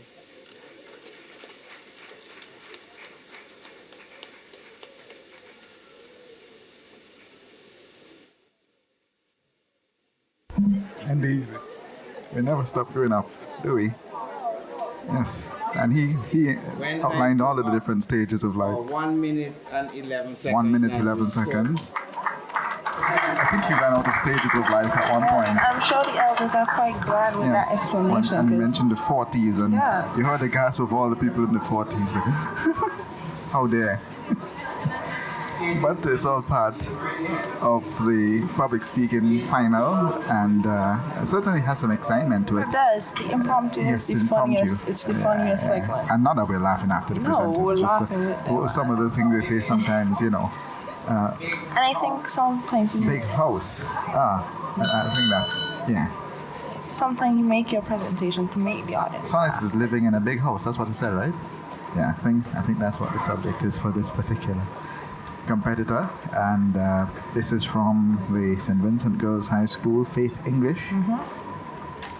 And she's not writing as quickly as those before her. Maybe she has already processed it and has a memory bank filled with ideas. I think sometimes you write in your head more than you write on the paper. Probably. And I think she's looking at the judges for ideas. She stopped writing now, so waiting on the bell. I think with such vague topics, it's hard to find things that you can really say that you think would apply to that topic. And actually make sense Yeah, if you so I say think it. a lot of times you're just rambling. So let's see She what seems Faith to be is going waiting on the bell. She's waiting on the bell. She's been waiting on the bell for the last 10 seconds. And making more notes. And glancing in the direction of the judges, the ideas. Let's listen in. Ladies and gentlemen, protocols have already been established. Good night. My topic is big house. So what is a big house? Simply, a big house is a house with a lot of space. For example, Jack's house, But tonight, I would like to speak about houses in school, and specifically the big house, Muffet House. Muffet House has won House of the Year several times. We came second last year in sports, and I'm very proud of my house. I'd like to take this time to big up Miley Freitas, an Olympian who was captain of Muffet House. We are a big house. There are other houses in schools such as Headmistress, that is arguably another big house, but not bigger than Muffet. Headmistress has won sports multiple times, but you will still never beat Muffet. Never. There are other houses in school, such as Grimble, and Staff House, which are arguably big houses as well, in their own little right. But they will never, ever beat the big house of Muffet House. Muffet House is a strong house. Muffet girls are made of gold. And we are a part of one big house that is a home. Ladies and gentlemen, I thank you. Well, quite an interpretation there, and it's a big house, so why not? On the topic, and I think the judges appreciate the different direction. Yes, 1 minute and 26 seconds. Because I surely didn't expect that this one. Yeah, well, it's a big house. It could mean a school house. It could mean a physical house. Yeah. So mental house. The interpretation, and certainly a plug for the houses at the St. Vincent Girls High School, particularly for her house. Yes, and you heard the responses. People will love it. Wait, how can I say the topic? Manners matter. Manners matter. That's the topic for St. Martin's Secondary. Oscar Brown. That is a good topic, because manners do matter. Yes, manners matter. I look forward to hearing his presentation on that Yes. particular subject, having heard his second round and first round presentations. Yeah. Should be quite interesting, this 60 seconds that he takes to make his notes. And he looks like he's really thinking while he's writing there. He's looking intently at Yes, the pen and writing along the way. You can see the wheels in his brain moving. You can almost see that. Yeah. But we must remember our sponsor, Flow, of course, making sure that this event is possible. This is, after all, the Flow Lions Club St. Vincent South National Secondary Schools Public Speaking Final, and Flow is also part of the broadcast of this event across all of the platforms: radio, television, social media. We can't forget those on 114 VC3 television, who are viewing now on their cable boxes and really taking in some of the competition tonight. Those online listening by way of a radio feed on NBC. And here we go. Protocols have already been established. Ladies and gentlemen, good evening once more. Manners matter. I do believe that manners matter because in society today, a lot of things are done around our interpersonal relationships, our emotions, and whatever it may be. And so I believe that when someone exhibits the attributes of good manners, it helps to get things done. Because long ago, if you didn't have manners and you pass, whether it is your mommy friend, your granny friend, on the road, and you pass them straight and didn't say good evening, good afternoon, whatever, you'd have gotten a beating on the spot. Now, these days, that is out of the window. Now, I believe that we should bring back that tradition of letting these young people know that manners do matter. I thank you. Straight to the point, and under 1 minute, I believe. Well, let's wait for the official time, because you never know, it may just be 1 minute. I mean, sometimes it works to keep it short and sweet. 1 minute. 1 minute and 5 seconds. He made it. He did it. Crossed the 1 minute mark. Sometimes it works to keep it short and sweet, Very pointed in the matter as well. Manners matter. Yeah. And he seemed to know quite a lot about importance of manners. Yeah, because he made a right point. You would have been beaten on the spot. Another Brown, Condoleezza Brown of the Georgetown Secondary. This is our final speech for the night. Yes, so she has to be, precise, concise, all of the words that would go along with that in convincing the judges. Let's hear the topic. And our topic, my favorite day of the year. Oh. Let's see. I think I know which day she's going to speak about, but let's I know not which day I would speak about. Yeah. The day you get the most gifts, of course. Well, yes, their birthday. Or Christmas. Oh, I just wanted to. I know obviously we're speaking about Christmas. But yes, let's see the interpretation, because you heard earlier one competitor spoke about house, and the house was completely localized to her school. Yeah. She started off speaking about a physical house, but then it translated into a schoolhouse. A schoolhouse. Yeah. So let's What's in hear. house? I think the topics are chosen to allow them to be as creative in their thinking as possible. So vague. Yeah, that's intentional. Yeah. But the judges are certainly smiling from ear to ear with these presentations. and taking their But I'm notes. sure they're taking the pointing system Yes, very seriously. very seriously. And any second now, we will see the bell. Well, hear the bell. There it goes. And I believe that's now. Yeah. Protocols have already been established. Good night again. My favorite day of the year. Well, to be honest, it is hard to choose between my birthday and Christmas because my birthday, well, I have a lot of gifts, but Christmas, there's a lot of food. And I love to eat. So I would choose Christmas because Christmas is a time where you spend time with your family. Throughout the whole year, I'm only seeing my mom, my dad, my sister, and my little niece. But on Christmas, I get to see more of my relatives and more of my family. And I do love to watch movies, play games, eat, talk about what have happened throughout the whole year. And mostly, I love to spend Christmas with my family because we get to go out and see lighting up. So, I thank you. And another competitor taking full advantage of a topic that can be creatively, interpreted. 1 minute, 1 minute and 13 seconds. 13 seconds. Yes, and there you have it. So not a single competitor who spoke under 1 minute. No, that's really good. Excellent. Yes, her favorite time, and I think they said birthday and Christmas. Yes. We're on the same page. Yeah, they are.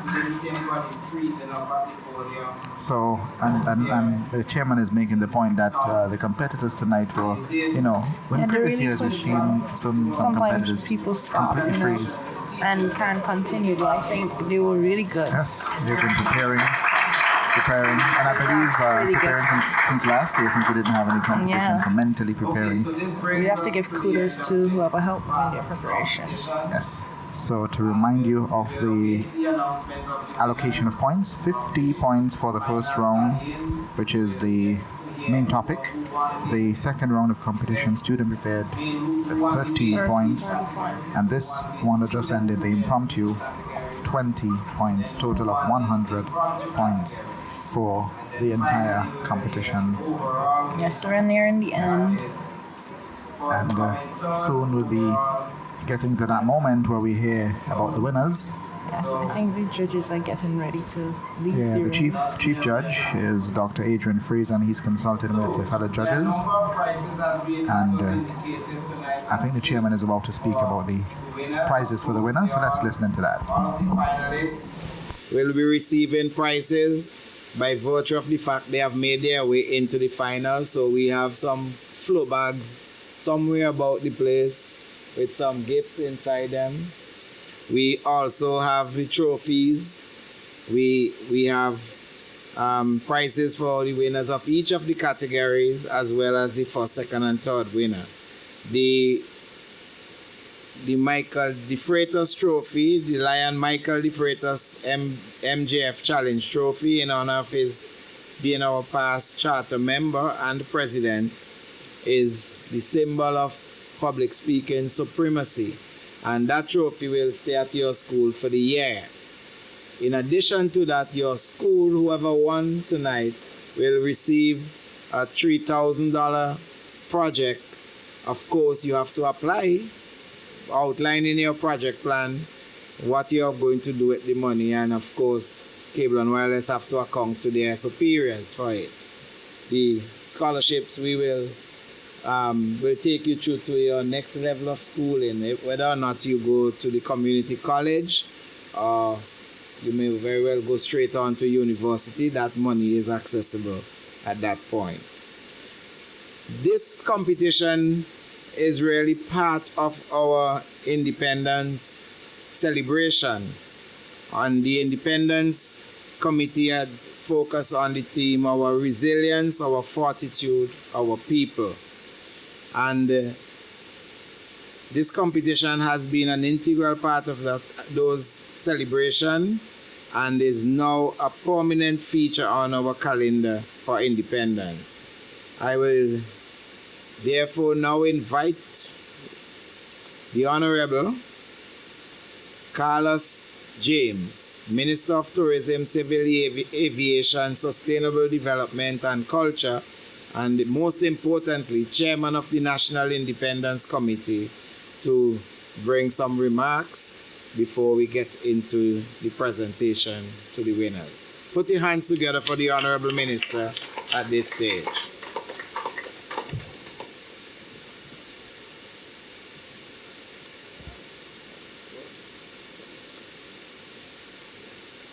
Thank you, Chair.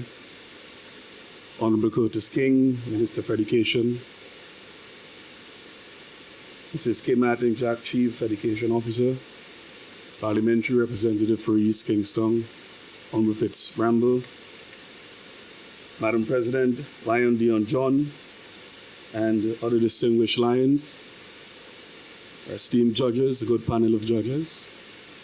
Importantly, the finalists in tonight's competition, and of course all of the principals, teachers, parents, and students who are here to witness this wonderful occasion and a magnificent display of young Vincentian talent. I want you to join with me in applauding all of the finalists in tonight's competition. I really won't be long, so you don't have to give me the bell. But I sat in amazement, the quality of and the display in the presentations coming from all of the finalists tonight. They have really shown you the talent that is out there in terms of what we have to offer as a country. And the future of St. Vincent and the Grenadines is in safe hands. I looked quite comfortably at the Minister of Education when young Millington expressed her displeasure with moving to the Arnoldville or the Joshua site. And he looked very uncomfortable, much like my time during the carnival season at Anto's tent. And also, I saw the Honorable Parliamentary Representative Fitz Bramble looking at Oscar's presentation, and I said, perhaps if we had had Oscar a few months ago, we might not have had such a robust debate on the COVID-19 measures in the Parliament. And such maturity in all of the presentations tonight. And I really applaud the teachers who have been behind them, because I know without the preparation and the work, the preparatory work that go into having these wonderful students here tonight, your hard work, they have not gone unnoticed. Also, I must commend the Lions Club, because without the Lions Club, many years of organizing this activity, and particularly around this time, to provide to us Vincentians a taste of the future. And no doubt some of these students here would go on to make their mark and give their contribution nationally to our development. So you can continue to do your work in this particular field. I know you do other work and your social responsibility, but this part and this aspect of what you do is vital to the development of our youth. The sponsors who have been a long-established sponsor of this public speaking competition, I want to encourage you to continue to give support to the Lions Club and their hard work in putting together every year this activity around this time during the Independence season. I'm already thinking about Christmas, seeing that our young finalists suggested that that's one of the favorite times of year.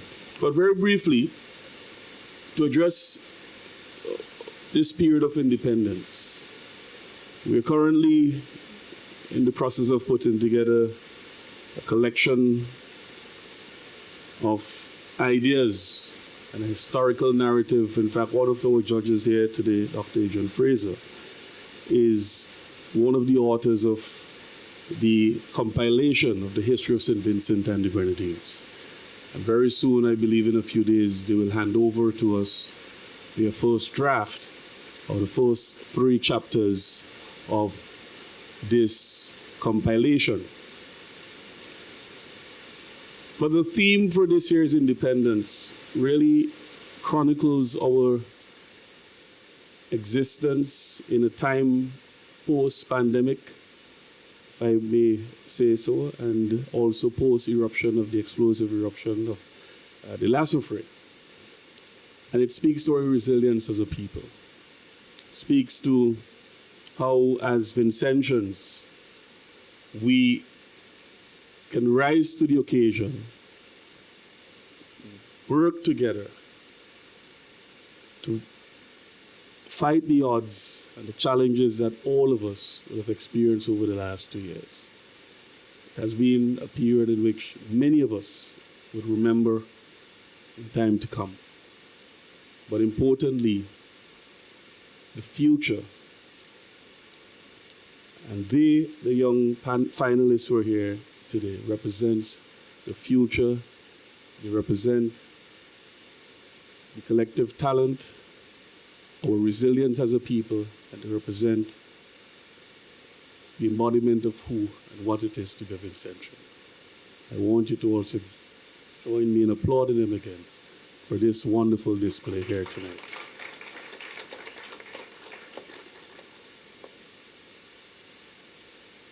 I want to conclude by expressing my gratitude to all of St. Vincent and the Grenadines, on behalf of the government and the people who have gone through a really trying period. Your patience, your calm, your understanding, your resilience at a trying time like this has really showed us who we are as a people, as Vincentians. We are all magnificent and we'll all rise to the occasion. As hope, as Alexander Pope said, springs eternal in the human breast. And may hope that St. Vincent and the Grenadines and the people of this country will continue to work together in unity to ensure our success, our successes, and our achievements are all celebrated, especially at a time like this. Happy Independence, St. Vincent and the Grenadines. God bless. Honorable Minister, please hold the brakes a little bit right in the front here for us. Well, this is mash your brakes. That could be a topic. Impromptu then. We will have Lion Kamita to make a presentation. The Honorable Carlos James, Minister of Tourism and Culture and Chairman of the National Independence Secondary School Committee, Public Speaking from receiving a commemorative publication of the Lions Club St. Vincent South competitions highlights from since the 1999 up to the last competition, which was won by Martha, who's sitting next to me and joining me in the broadcast tonight. So the next copy, I think, will be given to the winner tonight. I just want, I have the result. I think we're just delaying the results a bit. I just want to I think we're just delaying the indicate to results a bit as it happens. Yeah. Along with our 6 finalists here, I want to pay tribute to the other 3 participants who made it through in the preliminaries. Crystal Jack from the Intermediate High School, Keziah Delplesh from the Pitibodal Secondary School, and Jermaine Valentine from the North Union Secondary School. Yes, so special mention there of those who went into the preliminary round of competition, which took place at the French's house between October 4th and the 6th. And we wish to, as we get ready to get the results, say good evening to all of those joining us across the platform, social media, television, all the radio. So let's go to the results. It's results time.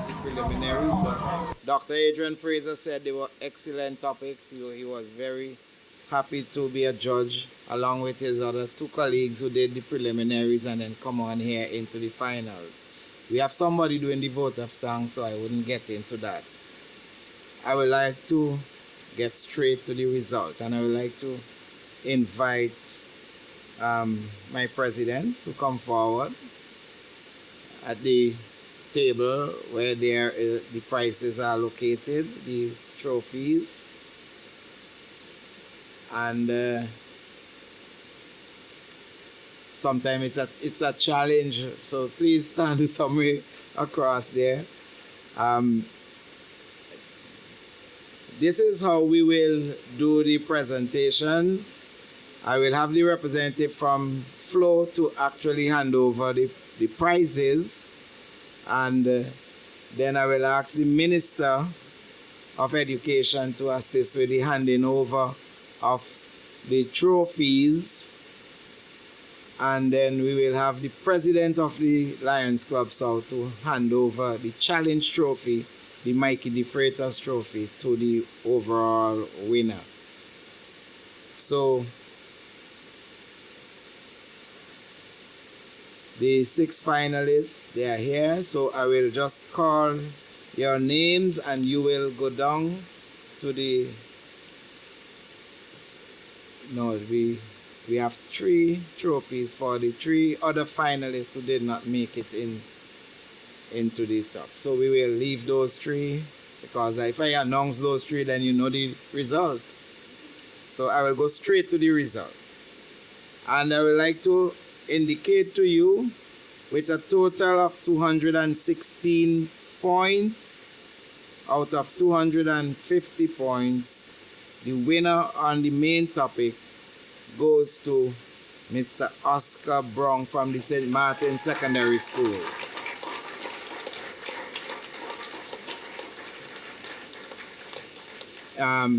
Yeah, that's Cape. All right.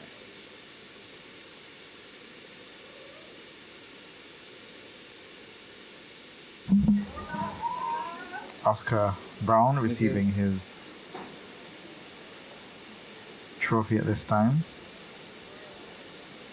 and he's the winner in the main category of competition. Of course, we have 2 other categories, and then we'll have the overall winner. Yeah.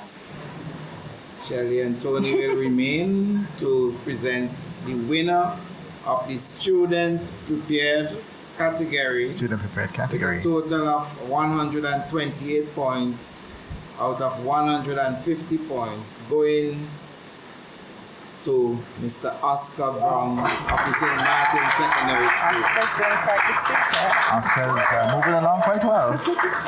Second category of the competition being won by Oscar. Here saw his mom earlier, wishing him, best of luck. And having your family here to support you plays a vital role. It does. In your confidence. And I saw this thumbs up, give it your best shot before the competition started, and no doubt that boost winner helped him. Let's hear the next of the impromptu category with a total of 72.5 points out of 100 goes to Condoleezza Georgetown. So Condoleezza taking home the impromptu, which is the make and break. Yeah, the make and break. 20 points. They did it. I'm not sure. So we are seeing the presentation of the trophy to Condoleezza, and we're getting ready for the next big part of the big results. Yeah, the big results we call it. The ranking. Thank you very much. Exciting part. We'll go now to the presentation of prizes for the first, second, and third. And the Honorable Curtis King will assist in presenting on this one.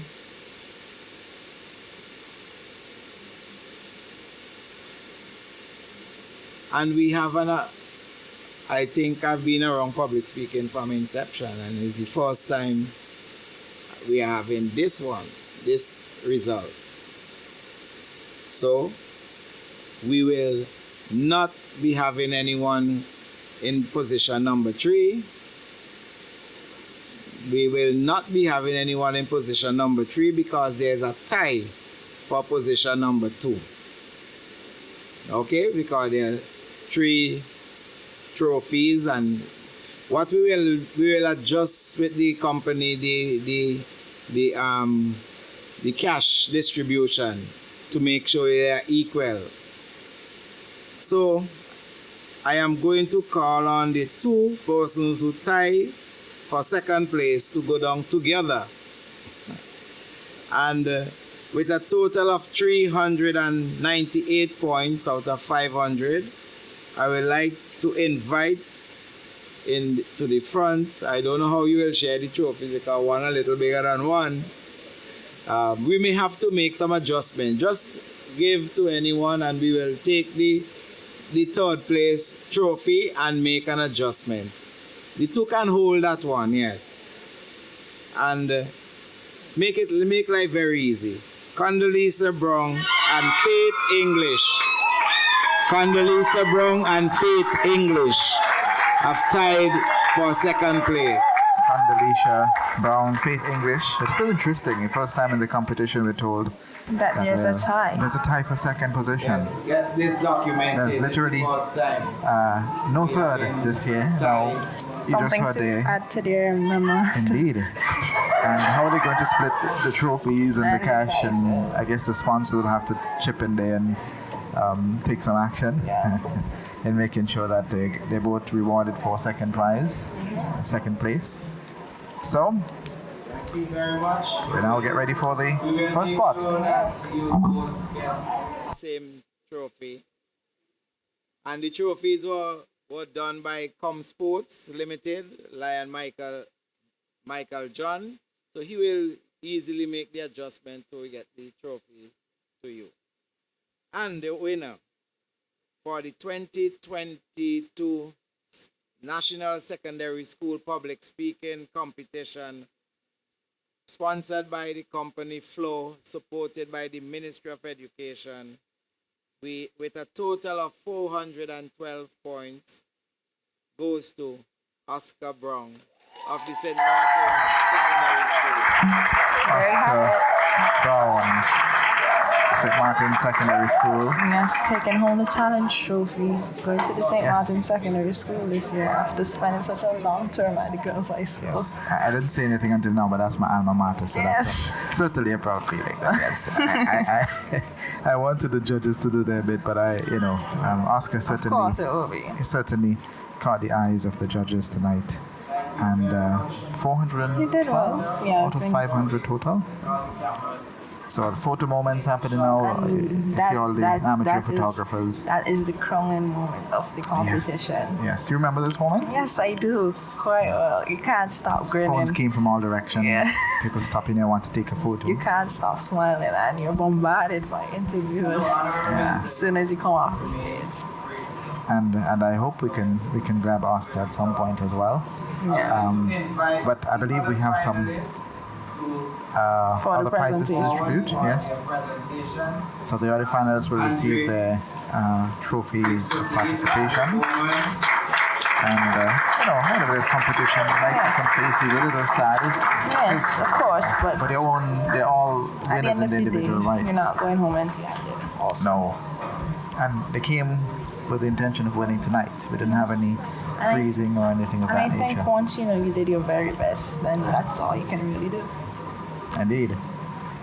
And Flo is also going to present the participants with a goodie bag. Yes. And each of them will receive one of those. Smartphone. Each of them also receives a smartphone. And of course, to get to this point in competition is an accomplishment within itself. To get to the final round, you started with 9, you're down to 6. And then the fact that you know, a very competitive environment, you're able to still deliver and deliver well on the night. Everybody pretty much brought the A game today. Yes, they did. And as you realize, we were saying earlier, we don't envy the judges. No, I And for them to end up with a tie, I mean, it could have gone any direction. Yes. Yes, certainly meant that the judges saw something there that caused that tie to happen between Girls the High School two and females. Georgetown Secondary School. That's some cheers, some cheers in the front there from one of the supporters for Elrose. Some disappointed hearts, you know. Yeah. So that's an encouragement.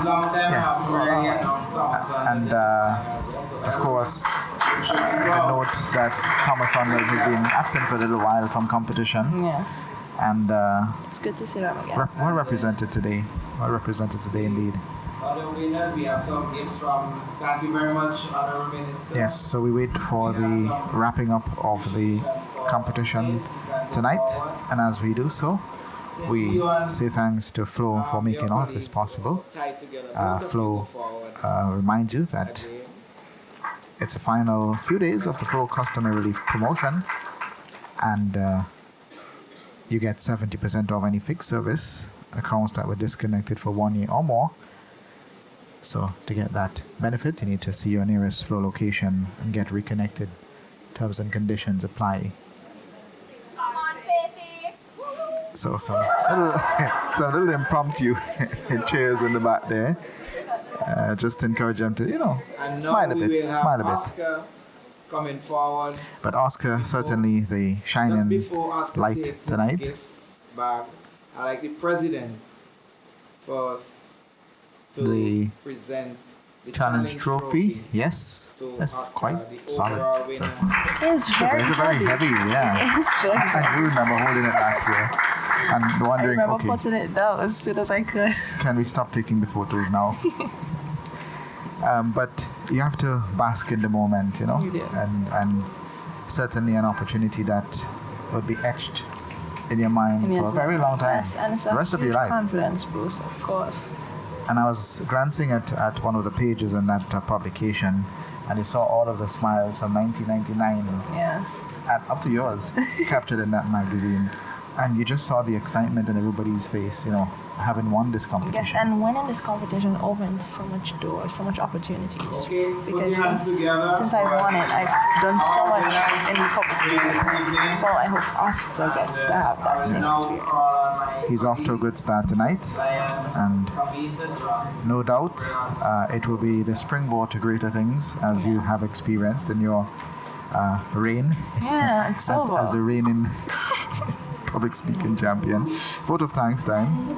Task of expressing our appreciation to all those who have contributed to the successful staging of this year's National Secondary Schools Public Speaking Competition. On behalf of the Lions Club St. Vincent South, I wish to thank Honorable Curtis King, Minister of Education, Ecclesiastical Affairs, and National Reconciliation for his presence and brief remarks. Honorable Curtis King, we look forward to working with you in the future. Thanks to the Ministry of Education for its support and guidance, in particular Mrs. K. Martin Jack, for her commitment and support as a Chief Education Officer. Honorable Carlos James, Minister of Tourism, Civil Aviation, Sustainable Development and Culture, thank you for your presence and brief remarks, and we look forward to your continued partnership. Parliamentary Representative for East Kingston, Honorable Fitz Bramble, thank you for gracing us with your presence. Our main sponsor, Flo, represented by Mrs. Shelley and Tony, thank you for the commitment over the years to the young people of this country and Flo's significant contribution to our competition again in 2022, and also by extension to your staff at Flo. The Very Reverend Otis Nichols, Dean of the St. George's Cathedral, Kingstown, for doing the invocation. Thank you. Lion Dion John, our President of the Lions Club St. Vincent South, thank you for your presence and remarks this evening.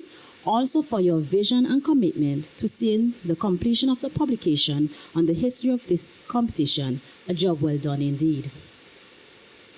A hearty thank you to you, our judges in the preliminary round, Mrs. Emma Jackson, Mr. Ronnie Daniel, and Dr. Adrian Fraser, all of whom are here tonight. We appreciate the time you have invested in the youth of our nation.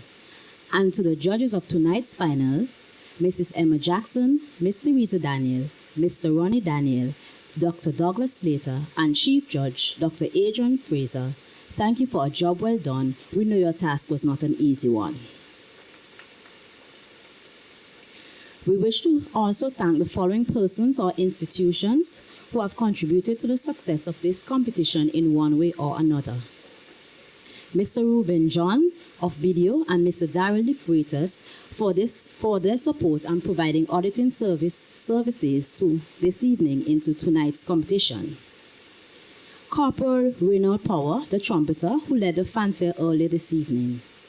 Wax Masters International for providing the song reinforcement tonight.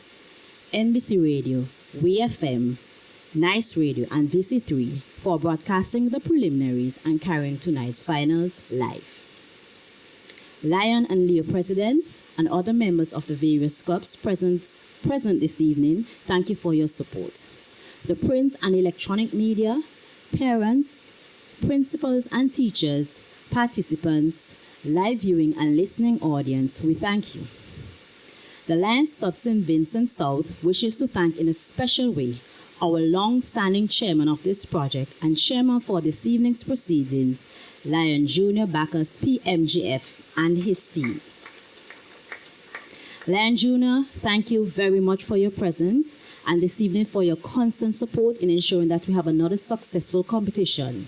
Your energy, drive and commitment made it all possible. Thanks to ComSport for preparation of the trophies, and of course to all other persons who have contributed in one way or the other to this competition, a heartfelt thank you. I wish everyone a safe and pleasant journey home and a happy 43rd anniversary of independence. Thanks. And that concludes the ceremony here at the Methodist Church Hall in Kingstown. It's time for the photographs now, and of course, a lot of that will happen in the next few minutes or so. And we do wish them all the best going forward. Marika, your final thoughts as we get ready to wrap up? I thought it was a very great competition, and they all did their best. And special congratulations to Oscar. I hope he enjoyed his ride. Thank you all. Yes, and of course the panel of judges, very esteemed judges, and they were taking copious notes all along the way. Yes. And realized it was really a serious task for them tonight, and everyone brought their A game. So as we get ready to wrap up, and the photo moments will be flowing like the rain over the next few minutes, with everybody wanting to take a photo with their smartphone. It's going to be quite interesting. Marika, let me thank you very much for joining. I know you have to get home and you have another long journey ahead, so I appreciate you joining us on the team and sharing your insight, your experience, and it was good to hear from the now replaced champion. Sorry to put it that way, but it's okay. Tonight you've been replaced with Oscar Brown, who is the new Lions Club South Flow Public Speaking Champion 2022, after you reigned for the longest ever, 2 years. So thank you very much for being a part of our production here tonight. Of course, I have to say thanks to the other media houses who are part of this. VC3 Television, thanks very much for your input in making our coverage that much better with the visuals. To Rohan Zoro Morgan Bennett for his excellent work as usual, leading his team of camera persons at Master Control as well. Thanks to the team at WFM who joined in on our broadcast and shared on this as well. Those at our announcer at Master Control, Raisa Bruce Lyle, who took care of Master Control duties for the past few hours, thanks to you as well. Javid Roberts here at the Methodist Church Hall, the driver Shillingford Douglas, our general manager Miss Dion John, who happens to be the president of the Lions Club South, for making sure that everything was A-OK for the facilitation of today's live event. So, until we meet again, our next broadcast, live broadcast, I believe, will be on Independence Day. Yes, we'll have the annual Independence Military Parade from the Victoria Park, and a joint production. We ask that you do join us for that on Thursday morning at 7 o'clock, right, Zero? Thursday morning at 7 o'clock for running coverage, yes, of the annual Independence Military Parade. Sorry? Okay, round table. We can't forget round table tomorrow at 6 o'clock, right? Yes, I see one of the judges, Ms. Teresa Dan in London. Yes, it's 6 o'clock, so you can tune in for that as well. Make sure that we plug for VC3. Thanks very much, everyone. Here's wishing you a safe one, and here's hoping that you do have a great one and that you stay with the various platforms. Thanks to Flo for making everything possible as we take you back to your various master controls. Have a good one.